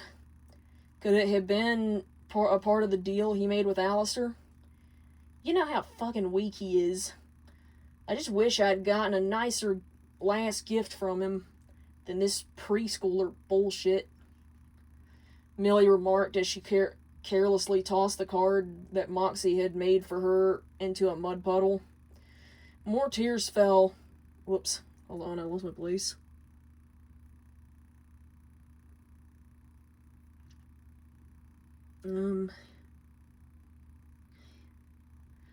More tears fell as Moxxie tightly closed his eyes, hoping desperately that this was just another nightmare, and that his beloved wife had not really just attempted to murder him in cold blood. You'd better go check and make sure he's actually dead. Blitz then cocked the angelic rifle that they had stolen from Stryker before handing it over to Millie. Millie did as instructed and kicked Moxxie in the back with all of her strength. The rough kick from her hard hoof was enough to cause Moxxie to gasp loudly from the sudden shock of pain. Frustrated, Millie then leapt on top of her husband and attempted 3 times to snap his neck. Although her attempts had failed, they were still incredibly painful as Moxxie screamed and cried whilst he struggled to get away. With a growl of irritation, Millie then tossed Moxxie off of the bridge. Fuck! Millie stomped her foot in rage when Moxxie's crooked leg had gotten caught the bridge's support, one of the bridge's support beams. Millie, why? Moxxie sobbed, only to squeal with anguish when his wife had shot him through the heart with the blessing-tipped rifle. He then wailed once again when another bullet had pierced his lower back. Millie then finally managed to shoot his ankle, causing his leg to twitch out of the bridge's beams. Fucking finally! Millie spat as her now ex-husband plunged into the blackened water below. Millie, Blitz, and Luna were then all caught off guard by an almost undead-sounding roar bursting through the woods behind them. Before Millie could even have a chance to react, she was head-butted by a freakishly tall, emaciated red and black deer, causing her to drop her rifle in the process. Blitz had already been trampled by the monstrous deer, of whom was now in the process of practically crushing Millie with his front hoof. Luna had attempted to attack the deer from behind with a snarl, only to release a pathetic yelp when the gigantic deer had shattered her ribs with a swift mule kick. Millie looked up at the deer with a look of horror and confusion, as blood trickled from the corner of her mouth. Trembling, she could not help but take notice of the fact that the deer was now staring out at the river. He snorted at Millie as an unspoken threat to return for revenge one day, his eyes full of red glowing static as he did so. Alastor, wait! Shit! Husk then called out after his master as the deer then plunged himself into the water. Eyes wide with utter shock, Moxxie wheezed softly as he began to float down the stream on his back, his own blood beginning to discolor the water that surrounded him. Where are we? What the hell is going on? The dust has only just begun to form. Crop circles in the carpet, sinking feeling. Moxxie brokenly began to sing what at first glance would appear to be meaningless nonsense as he pulled, as the pain of his wife's betrayal hurt him worse than any of his physical injuries.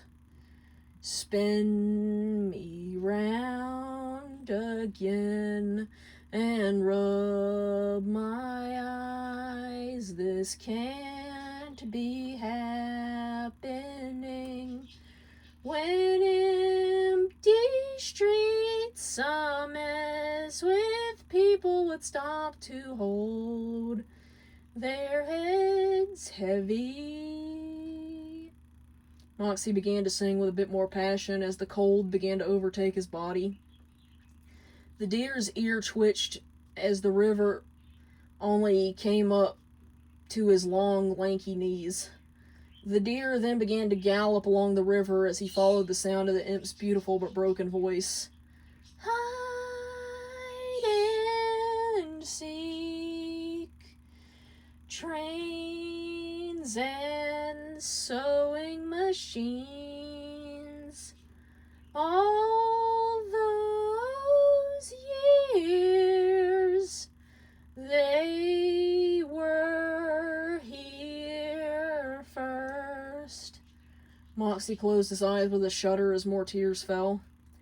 Oily marks appear on walls where treasured moments hung before the takeover, the sweeping insensitivity of this still life. Moxxie continued to sing what he was sure would be the last song he would ever sing. Hide and seek, trains and sewing machines, Moxxie softly lamented when his eyes popped open in surprise at the feeling of something dragging him to shore. "Oh, you won't catch me around here." Alastor joined in on the song, having returned to his normal form, as he still attempted to deny his clear feelings for Moxxie, even though at this point the radio demon was beginning to shed tears of his own. "Blood and tears, oh, they were here first." Moxxie stared up at Alastor weakly as the radio demon scooped the imp's broken frame up into his strong arms. What you say? That you only meant well. Well, of course you did. What you say? That it's all for the best. Well, of course it is. Alastor then began to sing repeats of the gaslighting excuses that his own abuser used to stonewall him with, as he placed a blackened hand over Moxxie's wounded chest. What you say? That is just what we need. You decided this. Moxxie lashed out at the mere thought of Millie, even though she was no longer within earshot of him. What you say? What did she say? Moxxie and Alastor then sang in unison, referring to unknown third parties, as Alastor then channeled all of his energy into healing Moxxie. Some notes keep falling at your mouth. Bit sweet talk, newspaper word cutouts. Speak no feeling, no, I don't believe you. You don't care a bit, you don't care a bit. Moxxie continued to sing softly, as all of his bullet wounds and even his self-harm scars began to rapidly heal thanks to Alastor's magic. Hide and seek. Alastor whimpered through song as Moxxie just proceeded to continuously repeat the last line he sang. Tears spilled from Alastor's own static-filled eyes, since absorbing all of Moxxie's pain was clearly taking a toll on him. No, you don't care a bit. No. Moxxie then began to sing repeatedly as Alastor repeated his last line, only to look up from the imp when Husk landed beside him. You don't care a bit. You don't care a bit. You don't care a bit. Moxxie finished his song before passing out from both mental and physical exhaustion. Alastor then handed the imp over to Husk before climbing onto Husk's back himself with Nifty wedged beneath his free arm. Husk did not even need to be instructed on what to do next, as he took flight in order to carry everyone back to the hotel. Okay. Cut the Strings, Chapter 7. We are the same. Get a sip of my drink here.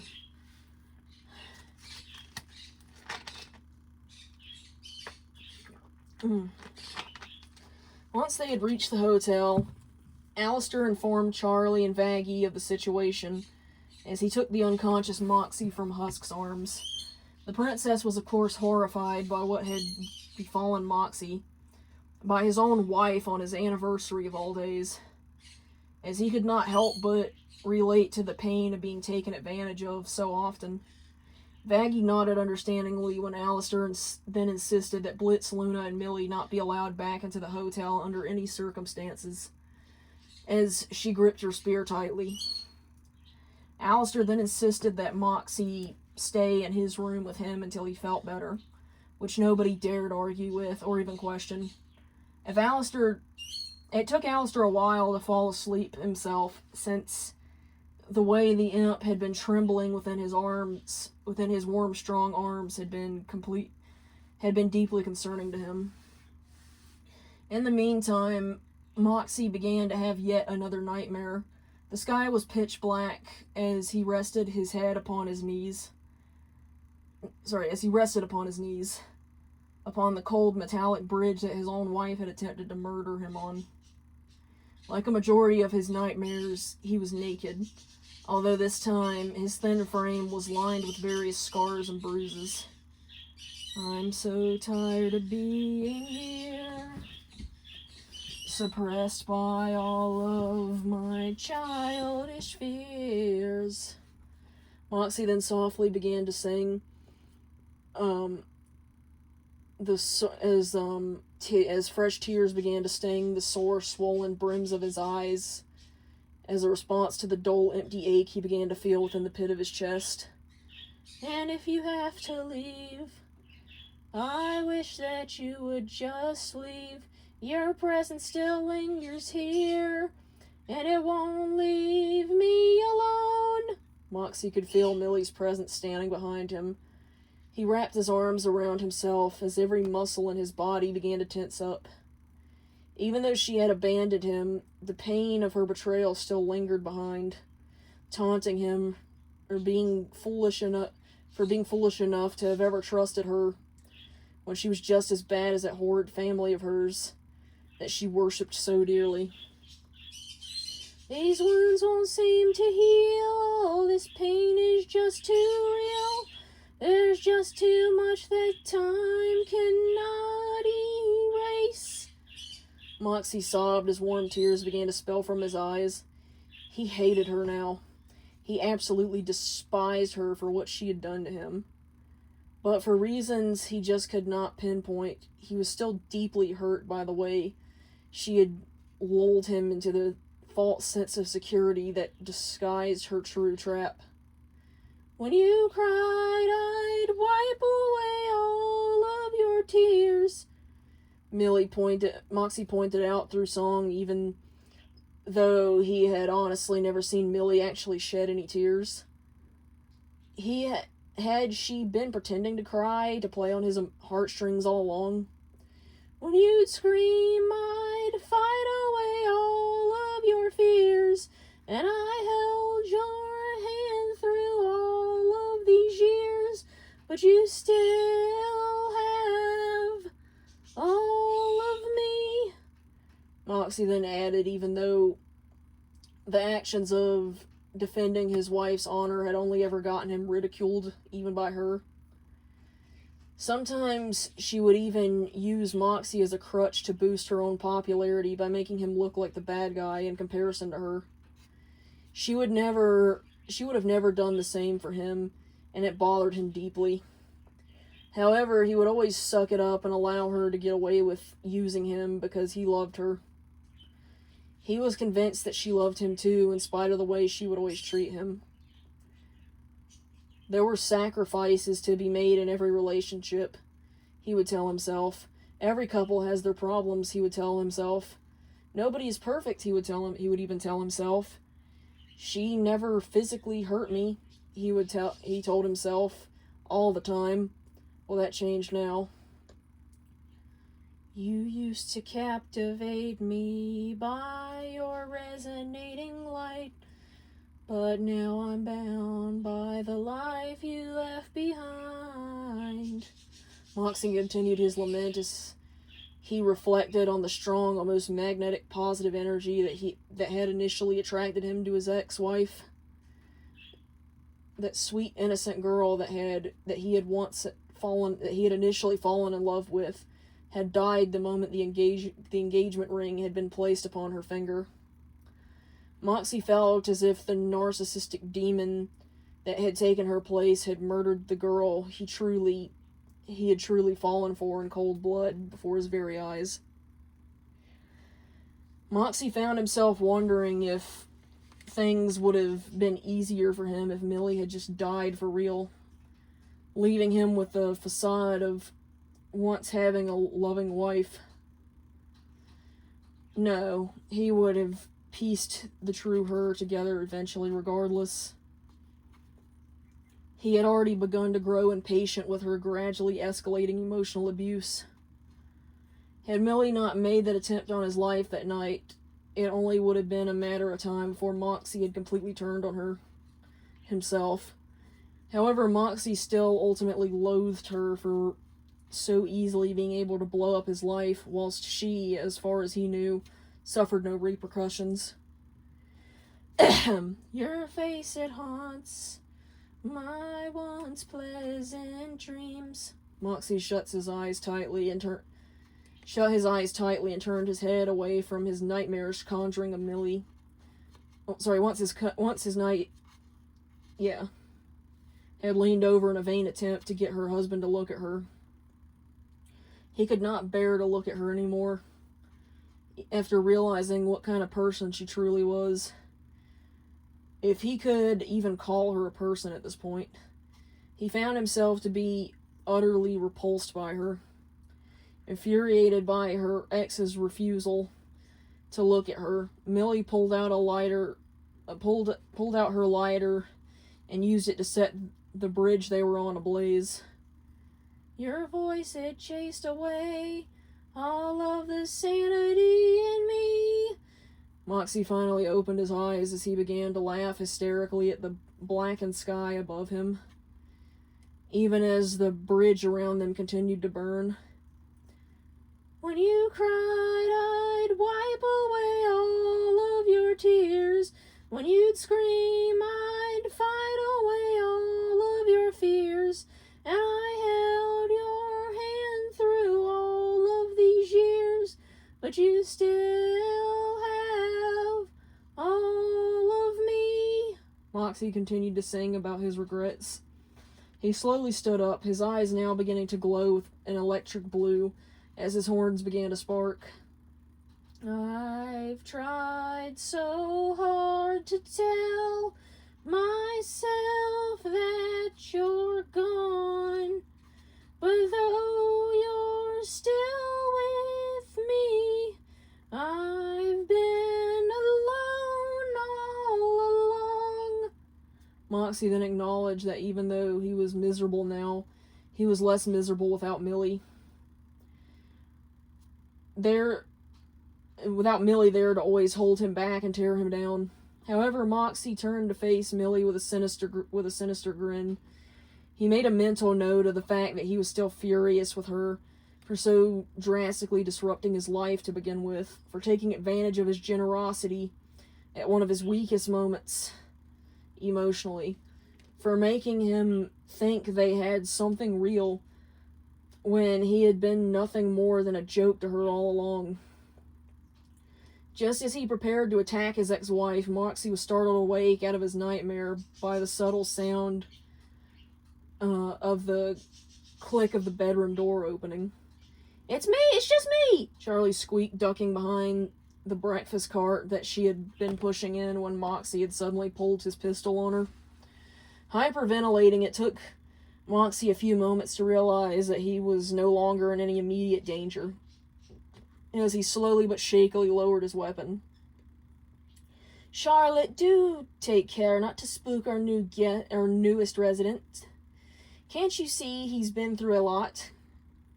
Alastor gently scolded with an unamused expression that rivaled his fixed smile. Sorry," Charlie stammered with a nervous giggle. Moxxie looked down at himself, now beginning to hyperventilate. The blood-soaked, torn outfit that had been gifted to him by the princess herself had since been replaced by one of Alastor's oversized maroon bathrobes. Why? Why am I still alive? Moxxie had then began to burst into tears at the realization that he was still trapped within the thralls of his worst nightmare.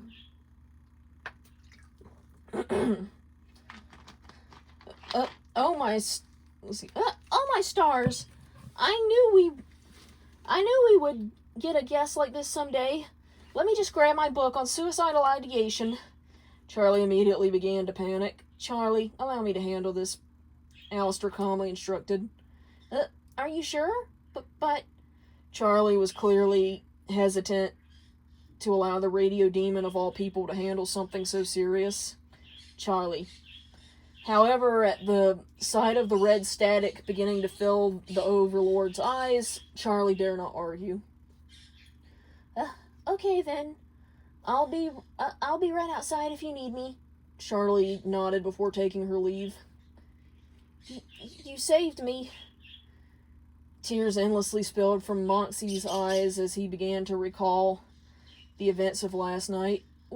Why? Why couldn't you just let me die? Can't you see that I have nothing left to live for?" Moxxie demanded in between sobs as Alastor allowed his trademark grin to fall into a frown of genuine sympathy. It's because of our deal, isn't it? Because you want to get to the human world? That's why you need me alive? Is that it? Moxxie began to tearfully shout his accusations at Alastor as rage began to fill him. Well, forget it. There. I refuse to uphold my end of the deal, so now you'll have to kill me.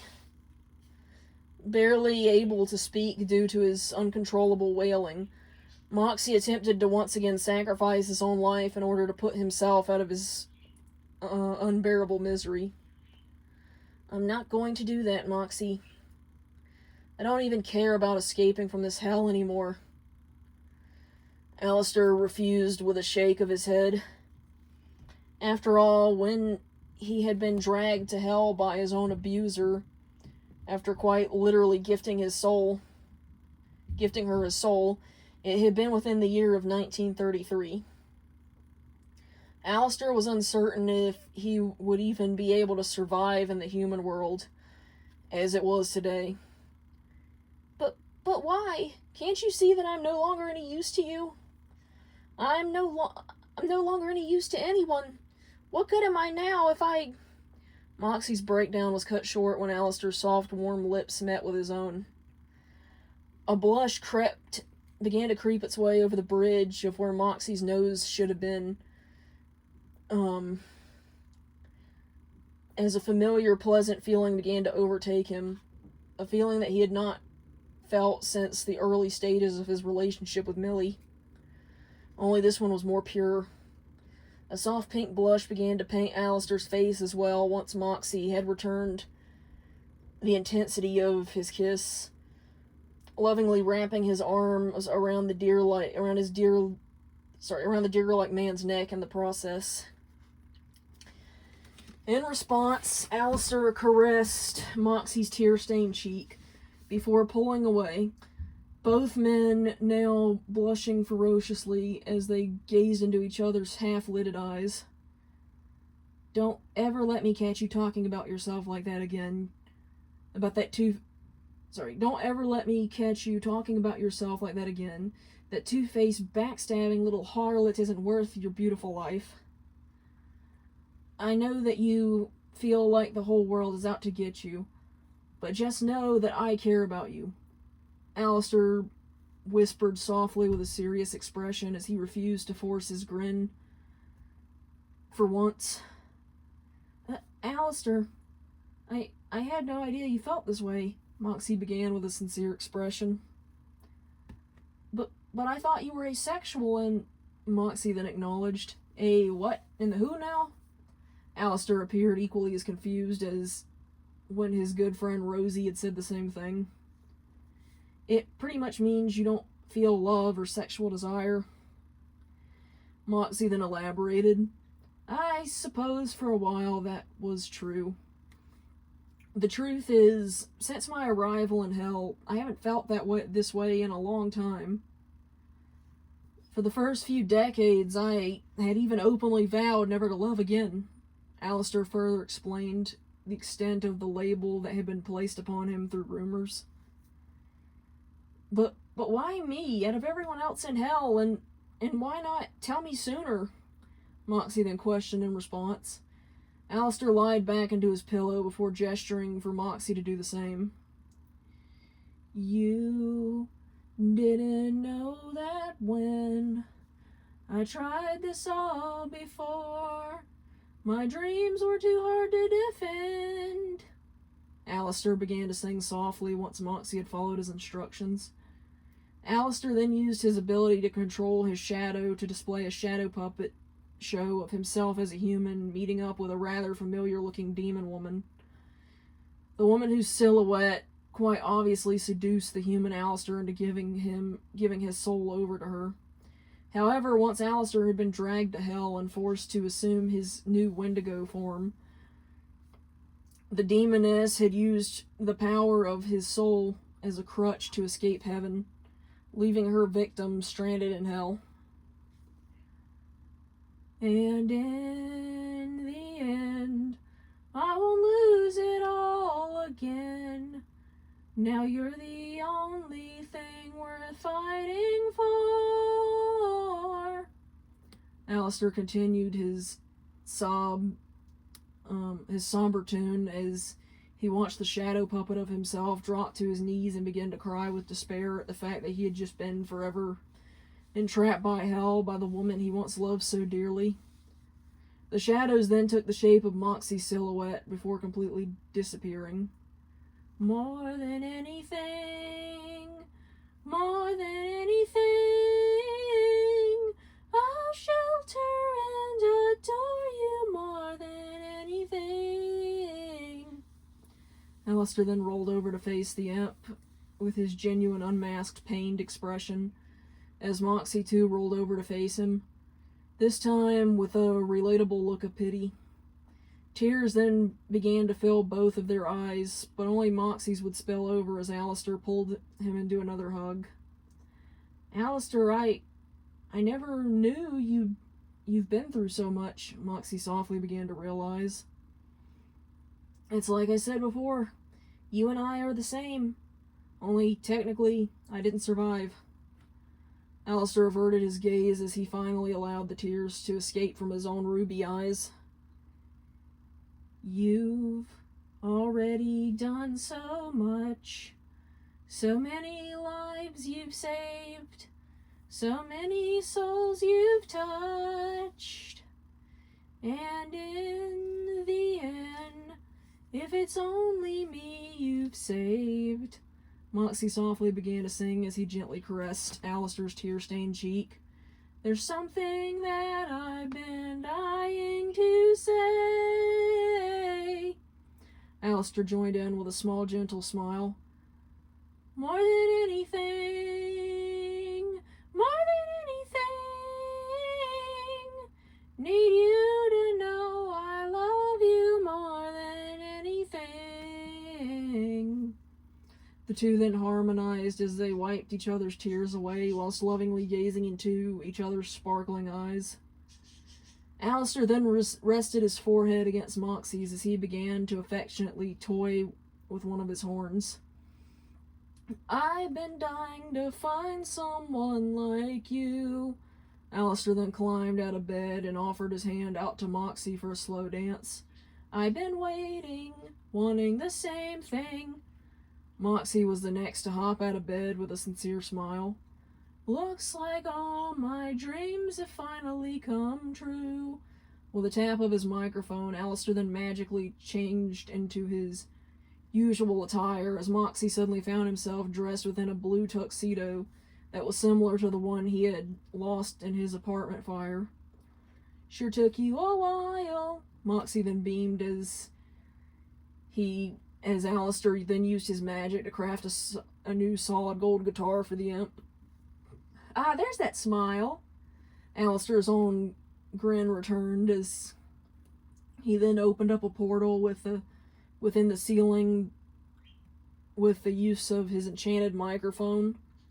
Now all that I'm hoping, now that my eyes are open, is that we can start again, not be pulled apart again. In song, the couple vowed to never allow the same fate to befall them as their previous relationships, where their respective other halves allowed third parties to forcefully separate them. Moxxie began to play a gentle tune on his new enchanted guitar that Alastor just gifted him, as the Overlord hugged the imp from behind. Because in the end, you're a part of who I am. Alastor and Moxxie once again sang together as Moxxie's new guitar had summoned a gentle wind that now surrounded them. As Moxxie now picked up the tempo of what he had initially been playing, the wind gently lifted him and Alastor out of the portal before turning into a full-blown tornado that had now begun to rip through the wrath ring violently. I'll support your dreams, whatever lies in store. Alastor gave Moxxie a gentle snuggle as he sang over the many screams that now filled the air. And who could ask for more? Moxxie joined in as his tornado soon became filthy from blood and debris. More than anything, more than anything, more than anything, more than anything. Millie's family had failed to notice the tornado in time before it had completely ripped through their poorly built farmhouse, ripping them all to shreds as well. I'm grateful you're my soulmate more than anything. More than anything. Moxxie and Alastor's song soon came to an end as the tornado gradually lowered the embracing couple to the ground, before dissipating. As Alastor and Moxxie shared another kiss of passion, Sally Mae's snapped-off horn landed by their feet, signifying the ultimate death of Millie's family. The horn rolling over and tapping against Moxxie's hoof was enough to gain the imp's attention, as he broke the kiss in order to stare over at the barely recognizable remnants of Millie's family. Moxxie casually strolled over to what was left of Sally Mae. She had been ripped in half, so that all that remained of her was her mangled upper torso. Her mouth was forced open into a permanent scream by her shattered jaw.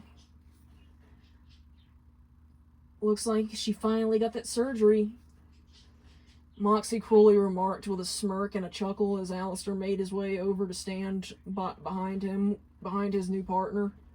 The radio demon could not help but cringe in disgust at the sight of Millie's infamous younger sister.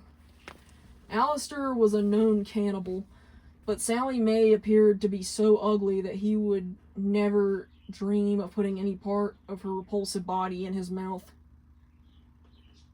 You ruined my fucking life! Alastor was then caught off guard when Moxxie had suddenly kicked the upper half of Sally Mae so hard that she had actually been launched a few feet away from them. I fucking hate you! You ruined everything! Why couldn't you just have accepted me? Moxxie completely broke down once again, bursting into tears as he practically screamed at the corpse. I lost everything because of you! This is all your fucking fault! Moxxie practically wailed, only to flinch when Alastor had placed a comforting hand upon his shoulder in order to remind the imp of the fact that even though he had lost a lot because of whatever domino effect Sally Mae had orchestrated, he had gained so much more as a result. Think of everything you lost because of her. Did any of it really make you happy? Even Millie? Be honest with yourself, Alastor then questioned. Moxxie thought for a moment before shaking his head no with a defeated expression. Look at how much you've excelled in just one day, since that living burden decided to cut herself loose. You have me now, one of the most powerful overlords in all of hell. You're a talented musical overlord yourself now. Alastor then happily reminded Moxxie of how his life had changed for the better now that Millie was no longer holding him back. You're right. I'm sorry. I don't know why I'm still so upset about all this. Moxxie reached up to wipe his tears away as he and Alastor returned their attention to the mutilated corpse of Sally Mae. She still caused you a lot of pain with her unkind actions, but they have all mistaken your kindness for weakness. Alastor then proceeded to validate his partner's feelings, provoking the imp to smile up at him with genuine happiness. It felt so refreshing to be understood instead of being told that he was overreacting for once. Want to piss on her? Alastor then smirked at his partner in return when he felt his bladder calling him. Get out of my head! Moxxie cheered giddily in agreement, since they had both just woken up not too long ago and neither of them had yet to relieve themselves that day. The two then approached the corpse of Sally Mae, unzipped their trousers, and began to empty their bladders all over her. Ah, that's some good hatred. Moxxie practically moaned in relief as he took care to aim his powerful stream into Sally Mae's open mouth. Drink it, bitch. Moxxie spat as Alastor was the first to finish up. After shaking himself dry, the radio demon then turned to face Moxxie with a playful smirk, not even bothering to put himself away. As Moxxie finished up as well, he turned to face Alastor with a curious tilt of his head, leaving himself out as well, as he did not even bother to shake himself off. The two men then embraced each other within another passionate make-out session, instantly becoming stimulated when they had brushed up against each other. As their tongues battled for dominance, the two began to rather eagerly undress each other until Alastor playfully pinned Moxxie down. The two blushed heavily as they gazed into each other's eyes with a pure newfound love. Alastor could hardly believe he was allowing himself to become intimate again as he caressed Moxxie's cheek gently. "We attack tomorrow?" Alastor then offered Moxxie revenge upon his ex and former boss. "Prince stole us his grimoire. That's how we get to the human world," Moxxie then explained between pants as he nodded in agreement to Alastor's revenge plan. After brushing aside a bit of his silver hair, Alastor leaned in to kiss the imp once again before the two had become intimate amongst the carnage they had created. Oh my gosh. Cut the strings. Final chapter, Revenge and Freedom. Looney, have you seen that paperwork for that one client who was stabbed to death by her fiance? Blitz questioned as he practically tore his own office apart. "Didn't Fatty used to handle all the paperwork?" Luna reminded in an uncaring tone as she scrolled through her phone. Blitz cursed beneath his breath in response upon realizing just how disorganized things had become without Moxxie around. Just then, Millie kicked open the door before stomping in and immediately beginning to attack the office's stress dummy. "What's with you?" Blitz was quick to remark upon provoking Millie to hiss at him in an animalistic manner in response. "My family were all killed by a sidewinder yesterday." Millie began to vent in a clear rage. "Gee, Mills, I'm sorry." Blitz awkwardly began to sympathize with his coworker. "I know! Now who's gonna get me gifts? I got no family, no ass-kissing partner, nothing." Millie continued to complain, provoking Luna to roll her eyes as Blitz merely stared at her in shock, as if seeing her for the first time. At that moment, Blitz began to wonder if he had sided with the right coworker. Guys, we got company." Luna then spoke up when she had just so happened to glance out the window only to see Moxxie standing out front with the radio demon of all people. "That fucker's back!" Rage immediately began to swell up within Millie at the fact that she had not only failed to kill her ex-husband, that she had failed to kill her ex-husband. "Oh shit, he is. I thought he was gone for good too," Blitz then admitted as he too approached the window. "And he's with that radio guy now? How pathetic." Millie then began to seethe from obvious jealousy as she stormed away from the window. "Hot as fuck, though." Blitz smirked perversely. "You still pissed that you can't seem to kill him?" Luna then decided to tease Millie with a smirk. She needed a new punching bag to replace Moxxie, after all. Fuck you!" Millie presented the hellhound with her middle finger in response. "Just saying." Luna chuckled with a shrug. "What should we do now?" Blitz then pondered out loud. "Well, now that I don't have a family, I kinda need him back, and he was easier to manipulate than Chaz." Millie reluctantly admitted with a sigh of defeat. "What? After everything that psycho did to us? He ripped my ear open and made me drink piss." Luna openly complained. "I think almost killing him was enough to send a message of who's really in charge here. And if not, maybe I can get a kid or two out of him to turn into my own personal slaves before I kill him again."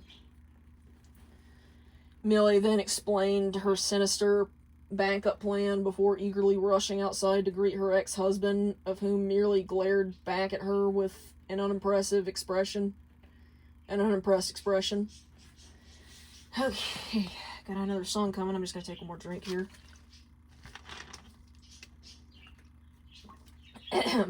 Alright, listen. I got a lot to get through and not a lot of time. And normally you don't really listen to me good, but here we go. Millie began to ramble, which provoked Moxxie and Alastor to exchange glances. I know lately your behavior's been out of control. It was a bad situation and taking a toll. If we get couples counseling and set you on a new role at the Hazbin Hotel. Millie began to sing her proposal, of which had only provoked a condescending giggle from Moxxie, since he had suggested couples counseling to her on multiple occasions, only to be shot down by her. Wait, I'm getting ahead of myself, right? My attempt on your life. I know that I hurt you and what I did was wrong, even though you had me seeing red for so long. But if we work together, we can finally get along. It'll be different this time, I swear. It'll be a happy day. And Millie then quickly began to rethink her initial suggestion. She was certain that singing to Moxxie would melt him back into her arms, but Moxxie remained indifferent this time. Let me stop you right there, save us all precious time. Moxxie then interrupted her through song as he began to strum upon his new guitar. Okay. Millie shrank down in shock, unaware of the wind that was now beginning to pick up around them. If what you're suggesting is letting you climb back into my life, oh, you'd rather me go back to being your slave? Moxxie then accused, as Blitz and Luna rushed out of the building at this point. Millie immediately began to stammer when Moxxie had managed to see right through her for once. Sorry, sweetie, but there's no defying your face, because you burn that bridge forever, whether you like it or not. Had your chance to make things better, now you'll boil in a pot. Cause since the rules are black and white, there's no use in trying to fight it. You'll be begging for your lies while we exact our revenge. As Moxxie sang a rock and roll reprise of his argument with Millie, the magic from his guitar slowly began to lift him into the air. Moxxie, calm down, Blitz begged when Moxxie's now obvious power had caused the large window behind them all to shatter. Just try to relax, sir. You're wasting your breath. Did I hear you imply that none of you deserve death? Are you winners? Are you sinners? Because it's cut and dry. Moxxie continued to mock them as his eyes began glowing a bright electric... I can't talk. Moxxie continued to mock them, his eyes glowing bright blue as electricity ran along his horns. Moxxie, remember what I always say. An eye for an eye makes the world go blind. Millie attempted in vain to calm her ex-husband with one of the many gaslighting phrases that she used to preach to him regularly. Fair is fair, an eye for an eye. With a single strum of his guitar, a powerful gust of wind would slice through Millie's right eye, causing her to cry out in pain as blood practically exploded from her socket. Millie! Blitz watched his injured co-worker fall to the ground, clutching her bleeding socket. And when all's said and done, there's the question of fun. Moxxie began as Alastor hopped onto Husk's back so that the cat demon companion would allow him to fly alongside his new partner. For those of us with divine ordainment, your extermination will be our entertainment. Alastor joined in on Moxxie's song before the imp began to violently strum on his guitar, creating another large tornado. Holy shit, where did that big-ass tornado come from? Blitz immediately began to panic as he pulled Luna and the injured Millie closer to him. You burn that bridge forever, whether you like it or not. Had your chance to make things better, now you'll boil in a pot. Moxxie and Alastor sang together mockingly as Moxxie's tornado destroyed the main office building with ease. Alastor happily flew alongside the tornado upon Husk's back all the while. Moxxie, stop, please, this isn't you! Millie begged as she, Luna, and Blitz all took care to avoid the large chunks of falling brick. Well, you burned that bridge forever and fucked up my head a lot.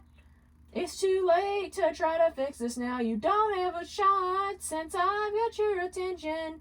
Guess I should probably mention that we've made up our minds as well. That we'll be forever leaving hell. Moxxie smirked as he revealed to his former social circle that he had successfully stolen the grimoire during his rampage. What? Blitz, Millie, and Luna all gasped in unison. Luna was quick to foolishly lunge for the tornado with a snarl. When a calculated strum from Moxxie's enchanted guitar, had caused her to suddenly fall to the ground with a yelp, blood began to pool from her ears. Looney! Blitz immediately cried out in despair as he helplessly watched as his daughter twitched with pain before dying. Let's begin. I'm gonna make you wish that I stayed gone. It's my turn to win. When I'm done, you'll barely recognize what you've become. Oh, this will be fun.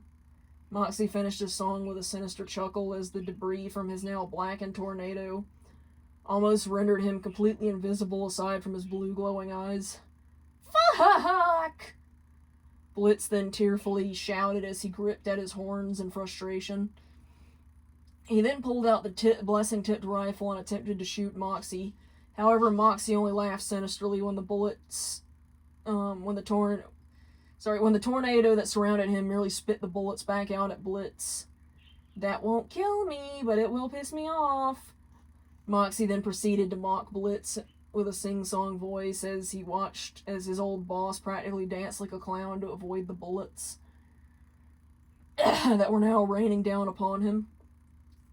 With a growl of frustration, Blitz then got the idea to fire at Husk and Alastor instead. Husk yowled in pain when the blessed bullet had managed to pierce his shoulder. Alastor then began to cling to his strongest minion for dear life as the injured winged cat began to spiral towards the ground. Blitz released a triumphant laugh as he attempted to fire again, only to realize that he was out of bullets. Blitz mumbled a string of various curses beneath his breath as he struggled to reload the gun, whilst Moxxie used his tornado to catch Alastor and Husk.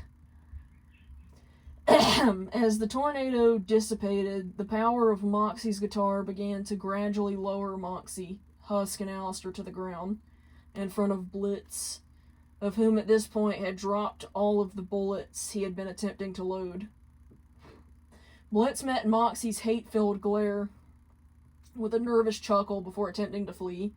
Moxxie responded by promptly slicing Blitz in half with a gust of wind from his guitar, as a clearly distressed Alastor struggled to remove the blessed bullet from Husk's shoulder, provoking the cat demon to yowl, hiss, and grunt in pain. Millie took note of the fact that Alastor was distracted as she picked up a shard of glass and began to charge towards him.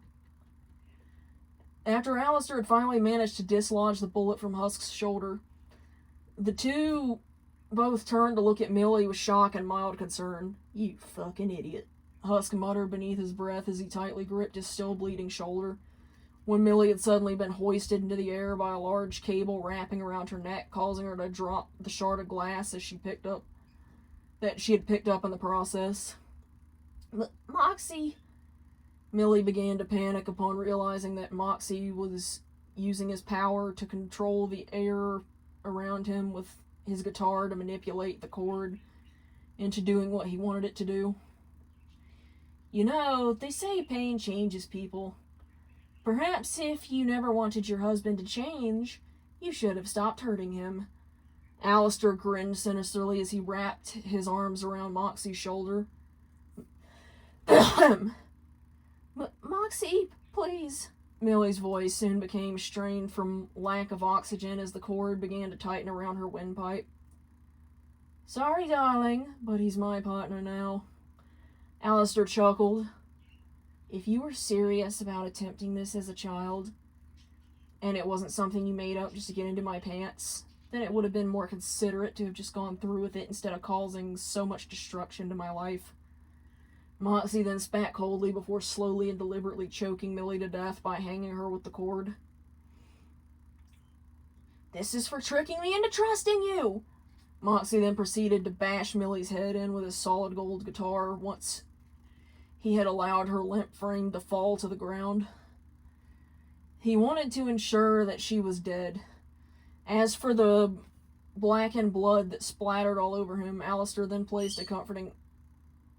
As her blackened blood splattered all over him, Alastor then placed a comforting hand upon Moxxie's shoulder to ensure that his partner, that he was okay, only for his grin to grow in mild relief when Moxxie had smiled back up at him with a look of pure joy.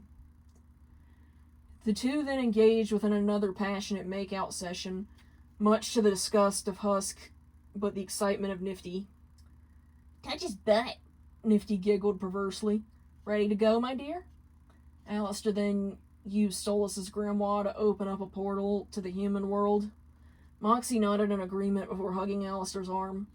The moment Alastor, Moxxie, Husk, and Nifty had all stepped into the portal, they were all sporting the most perfect human disguises as the portal closed up behind them. "Husk, Nifty?" Alastor began with minor reluctance as his two minions turned to look at him quizzically. "I have made the difficult decision to set you both free. But if you wish to stay," before Alastor could have a chance to finish his sentence, Husk took off running down the street. "Husker!" Tears began to fill Alastor's eyes as he dropped to his knees, not expecting Husk to have abandoned him so quickly. He knew that he and Husk had a somewhat complicated relationship. However, he truly did view Husk and Nifty as his friends. Moxxie looked to Nifty, of whom just stared back up at him with helpless confusion as she was on the verge of tears of her own.